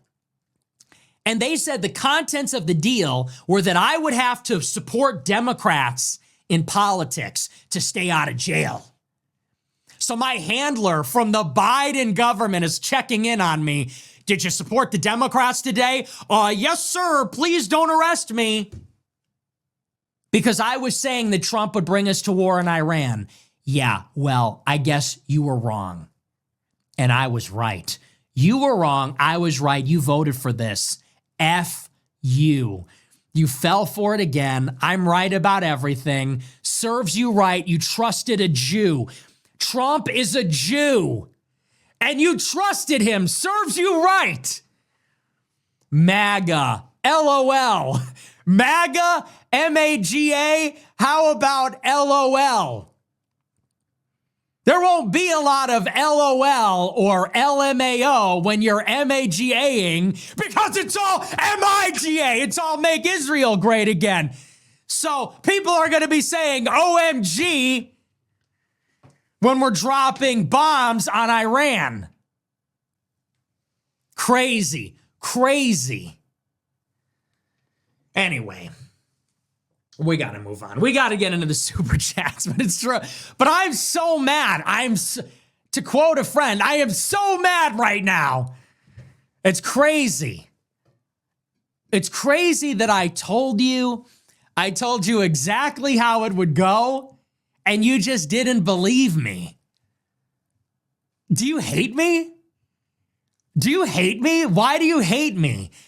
I'm right about everything. I am a genius, and you didn't listen to me. Why? Why didn't you? You thought you were smarter than me? You're not. Well, you think you're better than me? You're not. Why didn't you listen? I was correct. My arguments were sound. It's because you like Trump more than me. Well, you learned your lesson. I hope this is a lesson. Never doubt Nick Fuentes. That's your lesson for the day.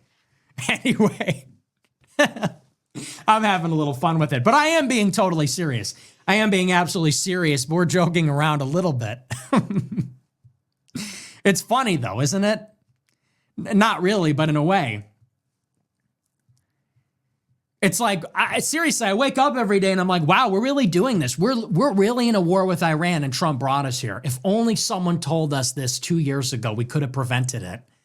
But people said, Nick, it's the lesser of two evils. We'll tweet about it after the election. Oh, okay. And what do you think? Susie Wiles is going to kick down the door of the Oval Office? Mr. President, you have to see this. Captive Dreamer just tweeted. Did you really think that's how it works? We would have been better off with Kamala. What, did you just fall out of a coconut tree? You exist within the context of all in which you live and what came before you. Never forget that. Never forget that. Kamala tried to warn us. She said, we're not going back to slavery under the Jews. And I was like, dude, so true. But you thought we were going to be pumping our fists, saying YMCA. Everybody that did the dance must die now. You do realize that, right? Everyone that did the MAGA dance, you realize you must die now, right? No, I'm kidding. No violence, but imagine, I hope you feel dumb. I hope you feel like an idiot. Every person that did the dance, I hope you feel like the biggest dumbass clown, brown clown ever. Imagine you are like, go in a time machine back to 2024. Okay, whatever you were doing in 2024. Go back in a time machine. You're doing your little dance saying, this is me on my way to vote for a golden age. This is me on my way to vote for mass deportations. Listen up, you got 100 days until Stephen Miller deports you. Now look at us. How does that make you feel? You were dancing as you voted for this. You were dancing. You were doing that stupid dance to that stupid faggoty song while you voted to die for Israel and Iran. That is the wages of voting Republican. Never forget that. Now, this is the last thing I'm going to say, and then we're going to move on. Listen and listen well. Don't blame it on Israeli intelligence. Don't blame it on the bad advisors. This is Trump's fault. Trump did this. Trump is the president of the United States. If the Israelis were threatening to kill him, that is actually, you have to be a martyr then. If the implication is Trump couldn't keep us out of the war because then they would kill him, well, that's actually what's involved when you run the country, when you're the president of the United States. Time to nut up. Okay, that's your obligation. You're not okay with that? Don't run for president. Trump did this. Trump did this. He's not a woman, okay? You cannot absolve him of responsibility. Well, his bad advisors made him do it. Well, his bad advisors aren't the president of the United States. The bad advisors weren't on the ballot in November. Trump was. Don't tell me it was bad intelligence. Tulsi Gabbard is the DNI. Joe Kent was the director of national intelligence or counterterrorism. They weren't on the ballot either, and they didn't authorize the strikes. Trump did. Voting for Trump got you this. You voted for this. Don't tell me I didn't vote for this. Yes, you did. Trump said Iran can't have a nuclear weapon. Netanyahu gave a speech to a joint session of Congress. He hugged Trump in Mar-a-Lago. Yes, you did vote for this. You voted for this, and Trump is giving you this. Tucker told you to vote for this at the RNC. Candace Owens told you to vote for this on her show. They all did. Ian Carroll told you to vote for this because of RFK Jr. and his best friend Rabbi Shmuley. They all told you to vote for this. They were wrong. You were wrong. The Republicans did this. Listen and listen well. Don't let them trick you and make the same mistake again. In 2026, vote Republican. It will be different. Why would it be any different? Why would it be different? Vote in 28. We got to salvage Vance. Why? Vance is the vice president right now. He encouraged Trump to bomb Iran. He said to bomb Iran at the RNC in 2024. Why would it be any different? That's the part they won't tell you. That's the limited hangout. Now, this is not me saying, hey, the Democrats are not controlled by Israel. They are too. But here's the plan. In 2026, we need to shut this administration down. Who's going to do it? Democrats. It's a midterm. Do you know what that means? Trump is not on the ballot. The House is, and a third of the Senate. If the Democrats gain control of the House, they will get oversight powers. What is oversight powers? Subpoena, deposition, compelling the release of documents. They can form subcommittees. And what they will do is they will investigate the Trump government. They will slow it down because they have a political incentive to do so. Republicans won't hold other Republicans accountable. It's a structural thing. They need money from the Republican committee. They need the Republican leadership to give them committee assignments and other forms of patronage. So the Democrats, because of political necessity, they will use oversight powers as a blunt weapon against the Trump administration. No, they're not based. No, they're not anti-Israel. No, they're not any of those things. But because they're set against, structurally aligned against the GOP, they will slow the administration down. If this administration's controlled by Jews in Israel doing all this harm, that's a good thing. That's why I'm telling people to vote Democrat this year. It's not because I'm under any illusions. I'm voting Democrat to be an obstruction, an impediment to this administration from the executive branch of the government, because the House will use its oversight. There's checks and balances to check the power of the executive branch, and they will slow down this Israel-occupied, out-of-control administration. Step 2, in 2028, we need someone to run in the Democrat or Republican primary who is actually America First. I don't care which one. I'm not going to vote for Gavin Newsom. I'm not going to vote for J.D. Vance. I'm not going to vote for Josh Shapiro. I'm not going to vote for Marco Rubio. 2028, we need to be prepared to say we will vote for anybody in a Democrat primary, in a Republican primary, who will put America first. But nobody from this administration who has brought us to war in Iran, nobody who has taken AIPAC money or Adelson money, nobody who's taken J Street money, nobody who's taken Jewish money can even be in consideration. And that's what we're playing for. Do not be tricked and deceived into getting right back on the hamster wheel and being part of the machine. We got to get out there and hold the line, whatever. That's the part they won't tell you. Because Tucker has a candidate. It'll be J.D. Vance. Tucker might even run. And you know what he's going to do? If Tucker runs for office, he is going to be a spoiler. You're going to be excited about it. You're going to love it. And you know what Tucker's going to do? Ted Cruz will run also. Tucker is going to grill Ted Cruz on Israel. He's going to grill Marco Rubio on Israel. And he will take all the blows, all the damage. He will be called an anti-Semite. He will be the Israel-critical candidate. But he'll never win. He'll drop out, and he'll endorse J.D. Vance. And that way, J.D. Vance doesn't have to get in the mud. He won't have to get his hands dirty. He won't have to take a position on Israel. He won't have to get into the scrum with the others. He won't have to get dirty and get ugly. Tucker will do that and bow out. At least this is my vision in 28. I don't think Tucker seriously thinks he's going to be president. I don't think he even wants to be president. That's why they groomed JD. That's why they groomed JD to be the guy. JD is still their guy.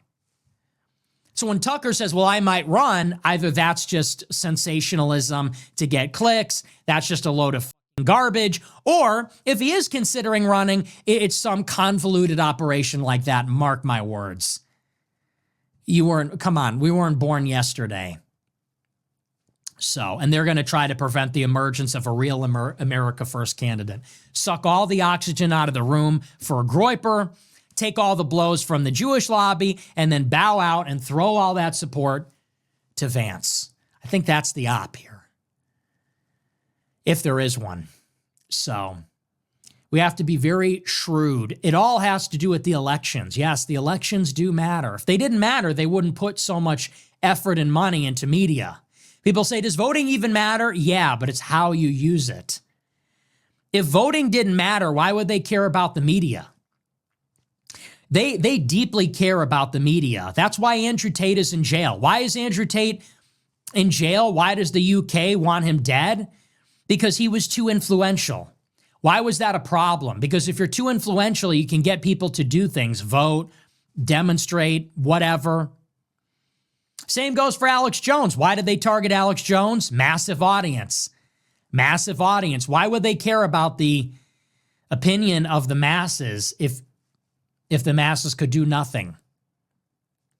So, and anyway, it doesn't all come down to voting. In the meantime, you should still be leveling up and doing your part, but if we're going to engage in the political system, let's be wise about it. Let's be smart. Let's not be dumb and just vote Republican, which is what Tucker told us to do. I've yet to see a reckoning with that. Tucker told us to vote for Trump. He still doesn't critique Trump.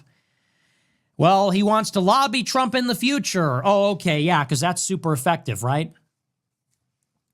Anyway, but that's that. We are going to move on. Let's take a look at our super chats. We'll see what you guys have to say about all this.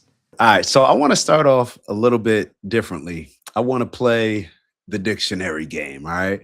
I think a lot of us, we continue to hear these words that serve as justifications for us getting involved in these wars. And the one that stands out the most is imminent. Now, of course, it's associated with an imminent threat. Now, a lot of this stuff that we've been hearing when it comes to Iran is that they posed some sort of imminent threat to us. Now, I don't know about a lot of y'all, but I said, you know what? What is imminent? Because that seems to be the key word, even though we focus on the threat aspect. And I looked up imminent and it said about to happen. So what a lot of us Americans, I feel, do is we hear a lot of the things that they say about Iran, the things that they say about i.e. Iran. I got to look. I think Iran is the proper way to pronounce it. I go back and forth. But we think about a lot of these things that people say about not even just Iran, but a lot of the other countries in that area, the other countries that may be Muslim, Arab, so on and so forth. And we say, oh, because they have these weapons, like Iran should not have a nuclear weapon because they pose an imminent threat.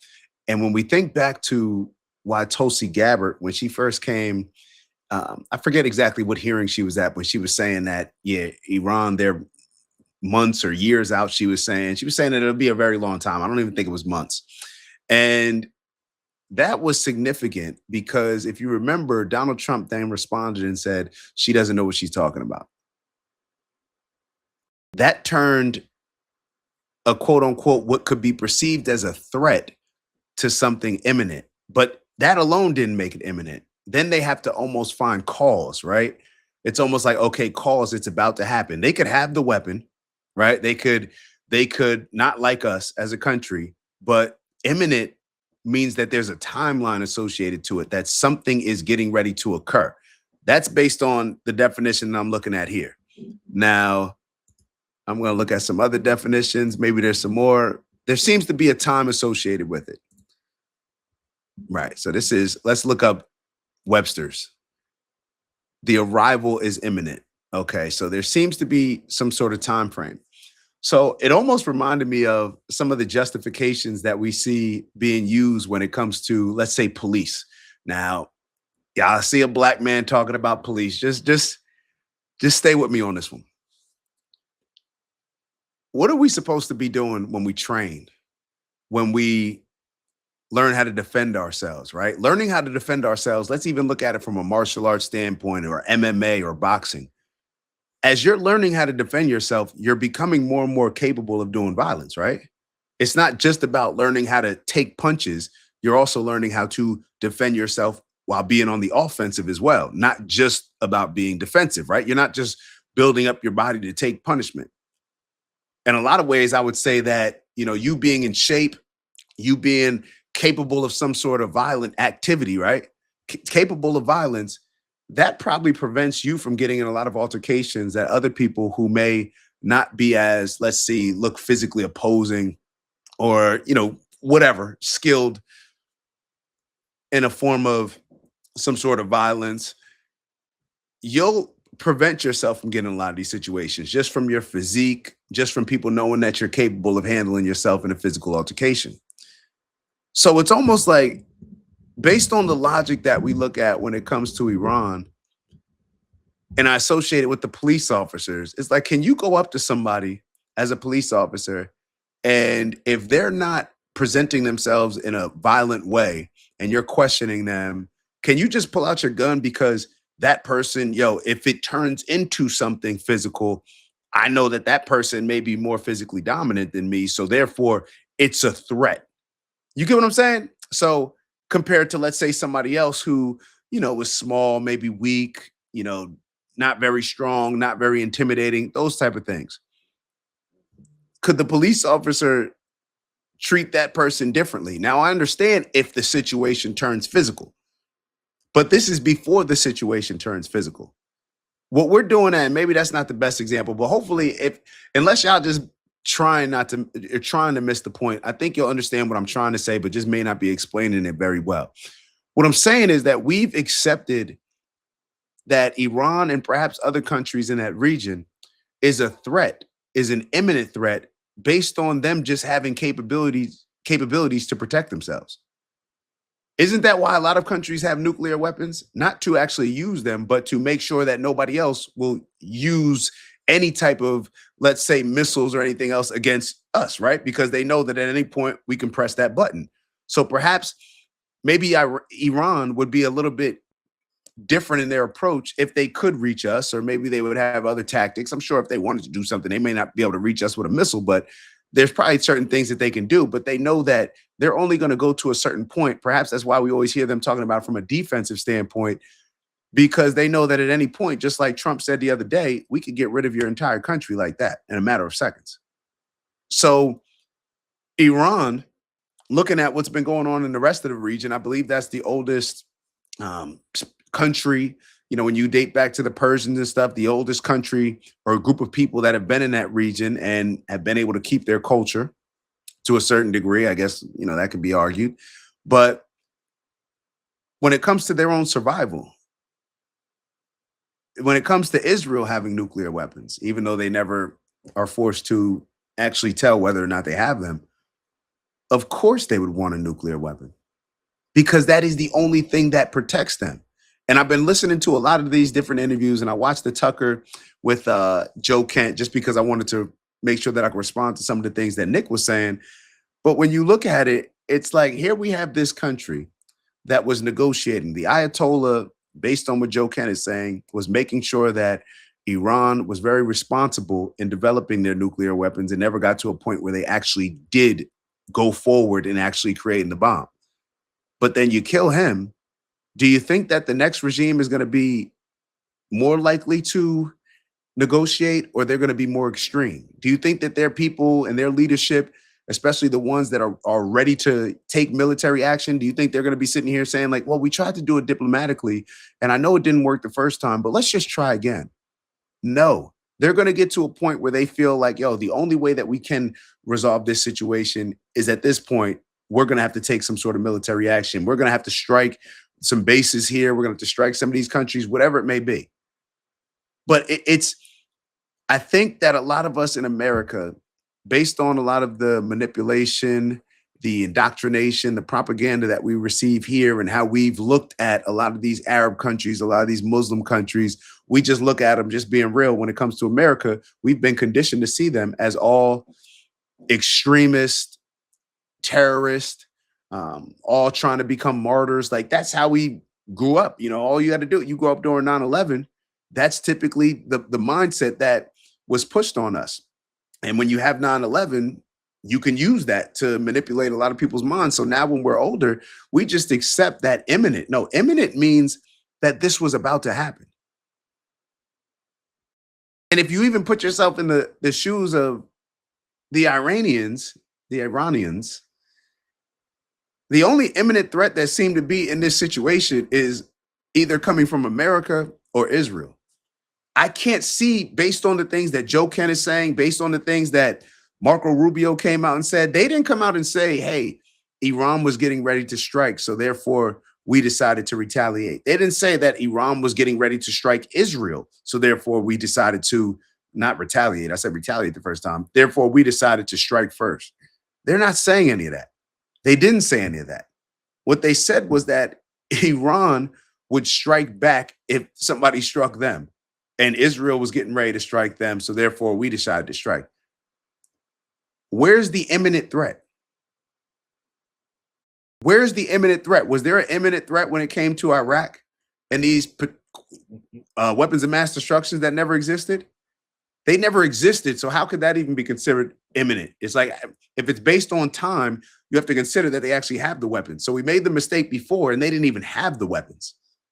So now we're getting ready to make, or already have made, another mistake when it comes to Iran. And it's all based on an imminent threat, with the key word being imminent. I don't see the evidence for that. Maybe y'all see the evidence for that. I don't see the evidence for that, but it's just something that I don't know. I don't know how we've been allowed to be conditioned this way, because it seems that, especially for a lot of us men, we train to be capable of certain levels of violence, not to use to bully people, but to use as a form of protection. We train that. We train to become a threat. Now, we don't want to be an imminent threat, but that potential within all of us as a man, living in this world that we live in, it's almost a part of the upbringing, right? You think back to the movie 300, those Spartan days. You think back to a lot. You think back to even football. Now, that's totally different than war. And I never want to ever compare sports to these things. But a lot of it, when it comes to manhood, the boxing, the karate, different types of martial arts, the mixed martial arts, all these different things, these are training us to become capable of violence. And what it seems like to me is that a lot of the people that are actually capable of the violence, they have more of an appreciation for it. So they're almost less likely to do the violent acts. But it's the people that aren't capable of the violence, let's say in a physical way, but then when they get this type of power, like I think of just the people that come to mind: Ben Shapiro, Mark Levin, Lindsey Graham, Randy Fine. None of these people jump off out to me, at least, as, yo, they're capable of doing some violence, like let's say with their hands. They just don't come across that way. I'm just being real. But it seems like those type of people overcompensate in other areas when it comes to being so violent and lacking regard when it comes to other people's well-being, as long as it suits their interest. And I don't know if that's like some sort of overcompensating or what, but I just think back to, the whole threat thing, and maybe this is going in a totally different direction than what Nick is talking about on the show. But these are just some of the thoughts that I was having watching Nick over the last couple of days when we hear that word imminent, because it's like, we already in America don't believe, like, think about it, for Americans to not be on board with military action against an Arab or just Muslim state. That says a lot based on the conditioning that we've had, especially when let's say that we accept that they're working on, growing their uranium levels, so therefore they can eventually have a bomb. When America is still not on board with that, all the indoctrination and propaganda that we've received in this country, that says a lot. Then when you also take a step back and look at it like, yo, there was no threat here. Joe Kent came out and said, yo, this was a manipulation campaign. And I think he's being nice. I think he's being nice to Trump when he says that, because first off, saying that Trump was fed misinformation, bro, you're calling him an idiot because you're scared to call him a coward. Or you're calling him an idiot because you're scared to say, yo, he just deceived us. He's just a demonic guy. But at the end of the day, you're still insulting his incompetence. Now, Trump may prefer you to go about it in the way that Joe Kent did, especially even when you look at how Trump responded to it. He didn't lash out at him. He just said, he's weak on security, which was probably as easygoing as Trump could have been when it comes to that situation.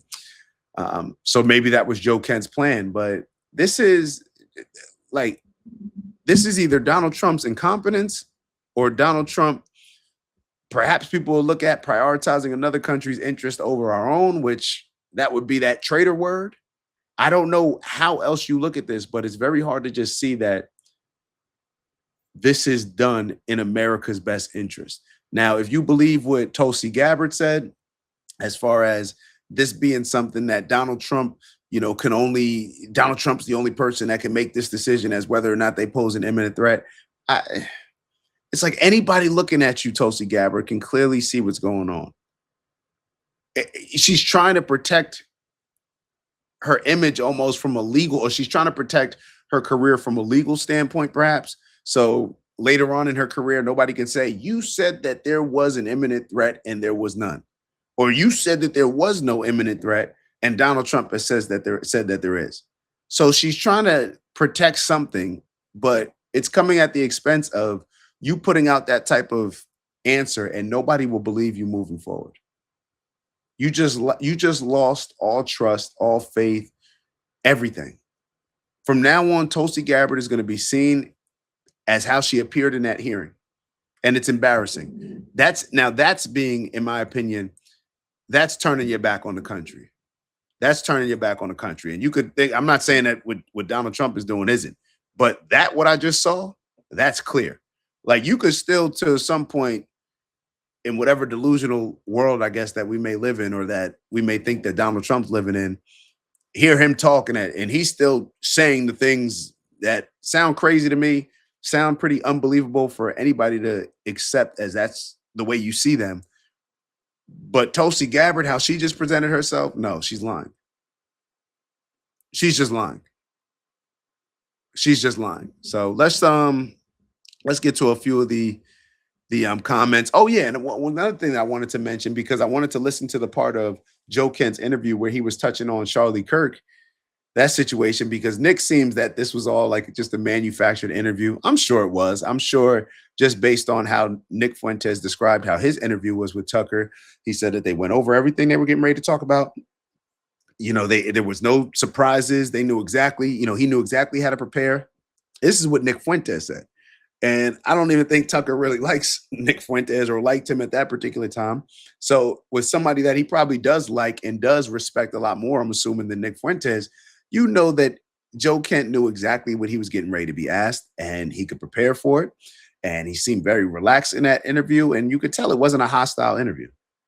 It wasn't a hostile interview. But moving on to the Charlie Kirk situation, I forget exactly what Nick mentioned regarding Charlie Kirk. But Nick was more so saying, like, look, if you got something to say about Charlie Kirk, just come out and say it. But then when I do look at, I don't know if that's a but directly to what Nick was saying, is if, shoot, if you do have something to say, come out and say it. Don't beat it or don't say anything at all. Don't try to throw out little breadcrumbs and try to lead people to a certain point or lead us to form some type of conclusion that you're trying to get us to that you're just scared to say. Now, looking at the actual interview, that wasn't necessarily my takeaway. It wasn't that Joe Kent was trying to leave some breadcrumbs. He said that they just weren't allowed to explore certain things. They weren't allowed to see if it actually had something to do with some type of terror.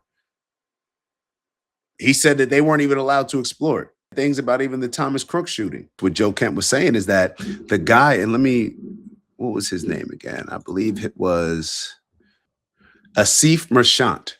So that was the person that was allegedly linked to Iran, and he was supposed to come over here and figure out, if there could be a potential assassination of Trump or something like that, right? And then I think Joe Kent in the interview said that it happened 2 days later, but I think it even may have happened the next day, or I don't know, depending on what day he was actually taken into custody. I think it was either like July 12th, and then I think Butler happened either the 13th or the 14th. I believe the 13th. But I may be mistaken. I think it was the 13th. But neither here nor there. The point is that they came out, or they found that there was actually more information on Thomas Crooks. But for whatever reason, it's like we just don't need to look into anybody else that may have been associated with him who knew this information before. Isn't that what you would do in any investigation? Like figure out, okay, who's the source of this? Clearly somebody who, just because you're taking the shot, you may just be a paid assassin or something like that, or somebody may have manipulated you. I don't know, MK Ultra. I don't know what it is. But the point is that there was never any follow-up, at least that Joe Kent is saying. Now, we knew that there was no, or from our standpoint, as just silly civilians, right? They didn't give us any information on it. But Joe Kent is saying that, damn, we weren't even allowed to look into it. So it does bring about a lot of questions.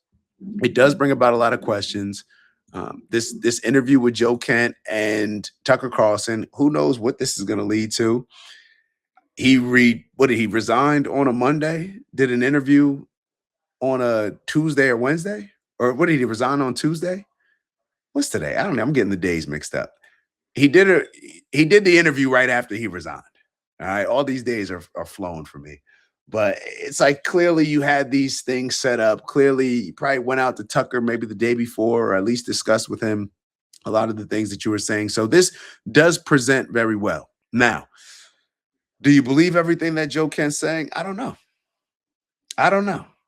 He comes across to what's in his favor. I will say what's working in his favor is the fact that it's a lot of the stuff that we already believed.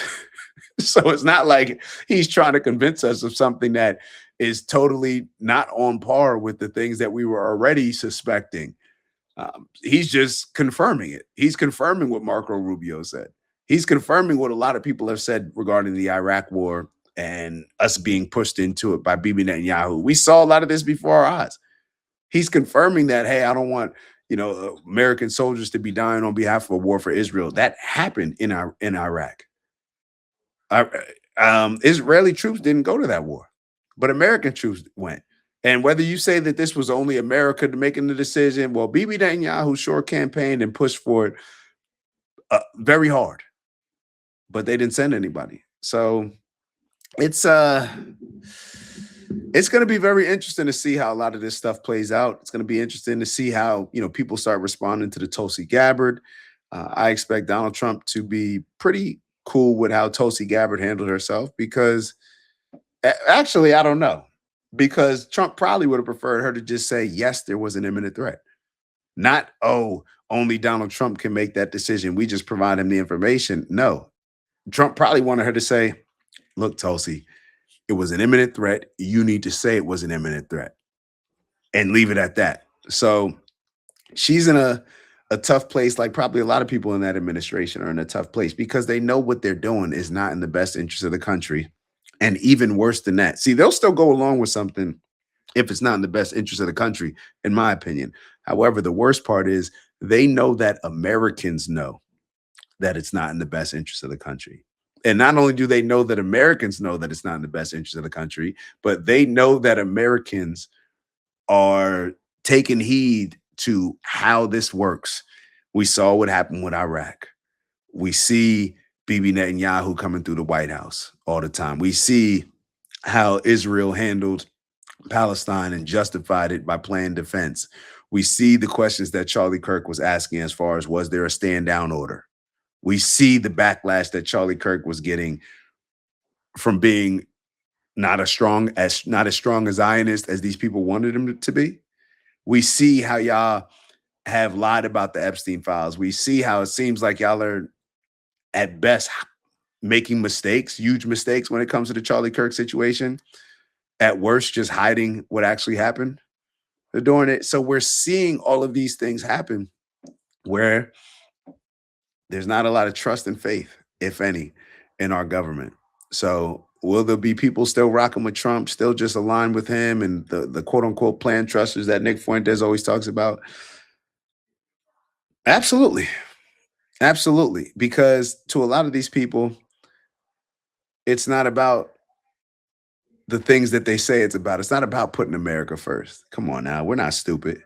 There's a whole lot of people, just like Trump said, I am MAGA. There's a whole lot of people running around screaming America first that believe that they are America. So what's best for me is what's best for America. They're just playing the game. They're just a pawn. They're just doing what a lot of us do on an everyday basis, which we're getting paid to do something that we don't even think about whether we like it or not. We don't even think about whether it aligns with our principles or not.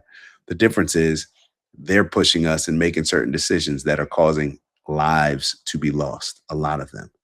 So I don't know if I got any much more than that, but I guess I'll finish off with some wise words that I thought that Nick Fuentes said. And he's like, it's time to nut up. For Trump to nut up, perhaps, and perhaps a lot of other people, because if you just keep going along with this is not going to be a good look. Creating the potential evil that this could create in this world, and that it's already done. Like, let's not act like the lives that have already been lost weren't lost for pointless reasons, in my opinion. But I think if a lot of us Americans go back to understanding how we're justifying and being complicit in this, thinking back to that word that we started off the show with, that imminent. Think about what that means. Think about why they're trying to constantly push this on us, and think about, based on the information that we do have, if we actually do believe that this was and is an imminent threat. Perhaps Trump should just man up and just say, and just bow out. Maybe even apologize. Say, you know what? I took a risk. I took a gamble. Didn't pan out the way that I wanted it to. And I put the country in a bad spot. I apologize. We're going to cut our losses and try to work out a deal. What's wrong with that? Matter of fact, I'll tell you what, that may be the only way that Trump can save himself, can save his image as far as, redeeming it in whatever way possible, because apologizing goes a long way. There's a lot of people that appreciate apologies. I was listening to something, maybe it was the most recent interview that the foreign minister of Iran did, and he was saying how apologizing in their culture is held in very high regards. Very, very, it's an honorable thing to do. So maybe it will go a long way. But do you see Trump doing it? I doubt it. So I guess we're going. What did Nick say? The war already cost about $30 billion. Now we can look forward to spending another $1.9 billion a day. They're asking for $200 billion. So I guess as of right now, they want to be prepared to take this out, at least 100 days. So we're just going to do our part. We got to do our part. We got to just try to stay sucker free. And when I mean stay sucker free, stop being manipulated by all the mainstream news outlets. Try to just be as clear as we can on these things, because it's going a long way and it is shifting things. Because think about it from this standpoint. If the country was not against this the way that we are, if the country was not calling out a lot of these things and seeing clearly and making it known that, hey, we're not okay with this. It seems like y'all just doing this because of Israel. It would be even worse. It could be even worse. So let me get out of here. As always, appreciate y'all. Do me a favor, like, subscribe, turn your notifications on. Y'all know what Big Bro Robert always says. We control the algorithm. Never let the algorithm control us.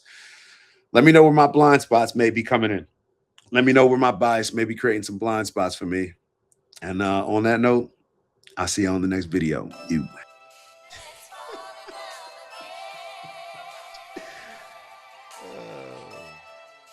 TB, GI, It's the black guy in the corner, but they'd rather see a nigga on the corner. They say I'm stealing Nick's clips like I'm stealing Nick's chick, not knowing that I hit him first week for the lick. I said, Nick, I could post here while you post there. Let's run the ads up, then let's meet up over there. Let's figure out a split that's honorable and fair. Tell me where you trying to take it. Bro, I'll meet you there. 1600 Penn, Wash, DC. Swear I saw the vision riding through the DMV. I envision prayers, but I could do VP. Hillbilly, Elegy, fuck, I look like JD. Shout out my cheat code, Dave and Karen raised me. And my big bro, a nuclear family. And they don't like that. Strong fathers in the crib, BLM for that. LBJ society created all that. Victimhood mentality, I can't embrace that. And everything they taught in school, assume it's all cap.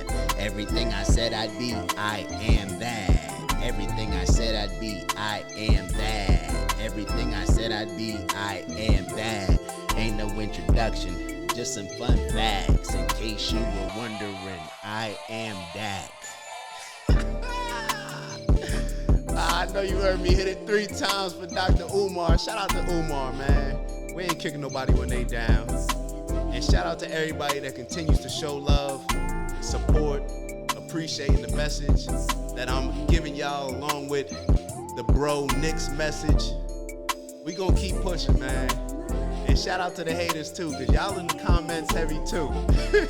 y'all the ones that gave me the inspiration to create this song. They kept saying like, who's the random black guy in the corner? I am.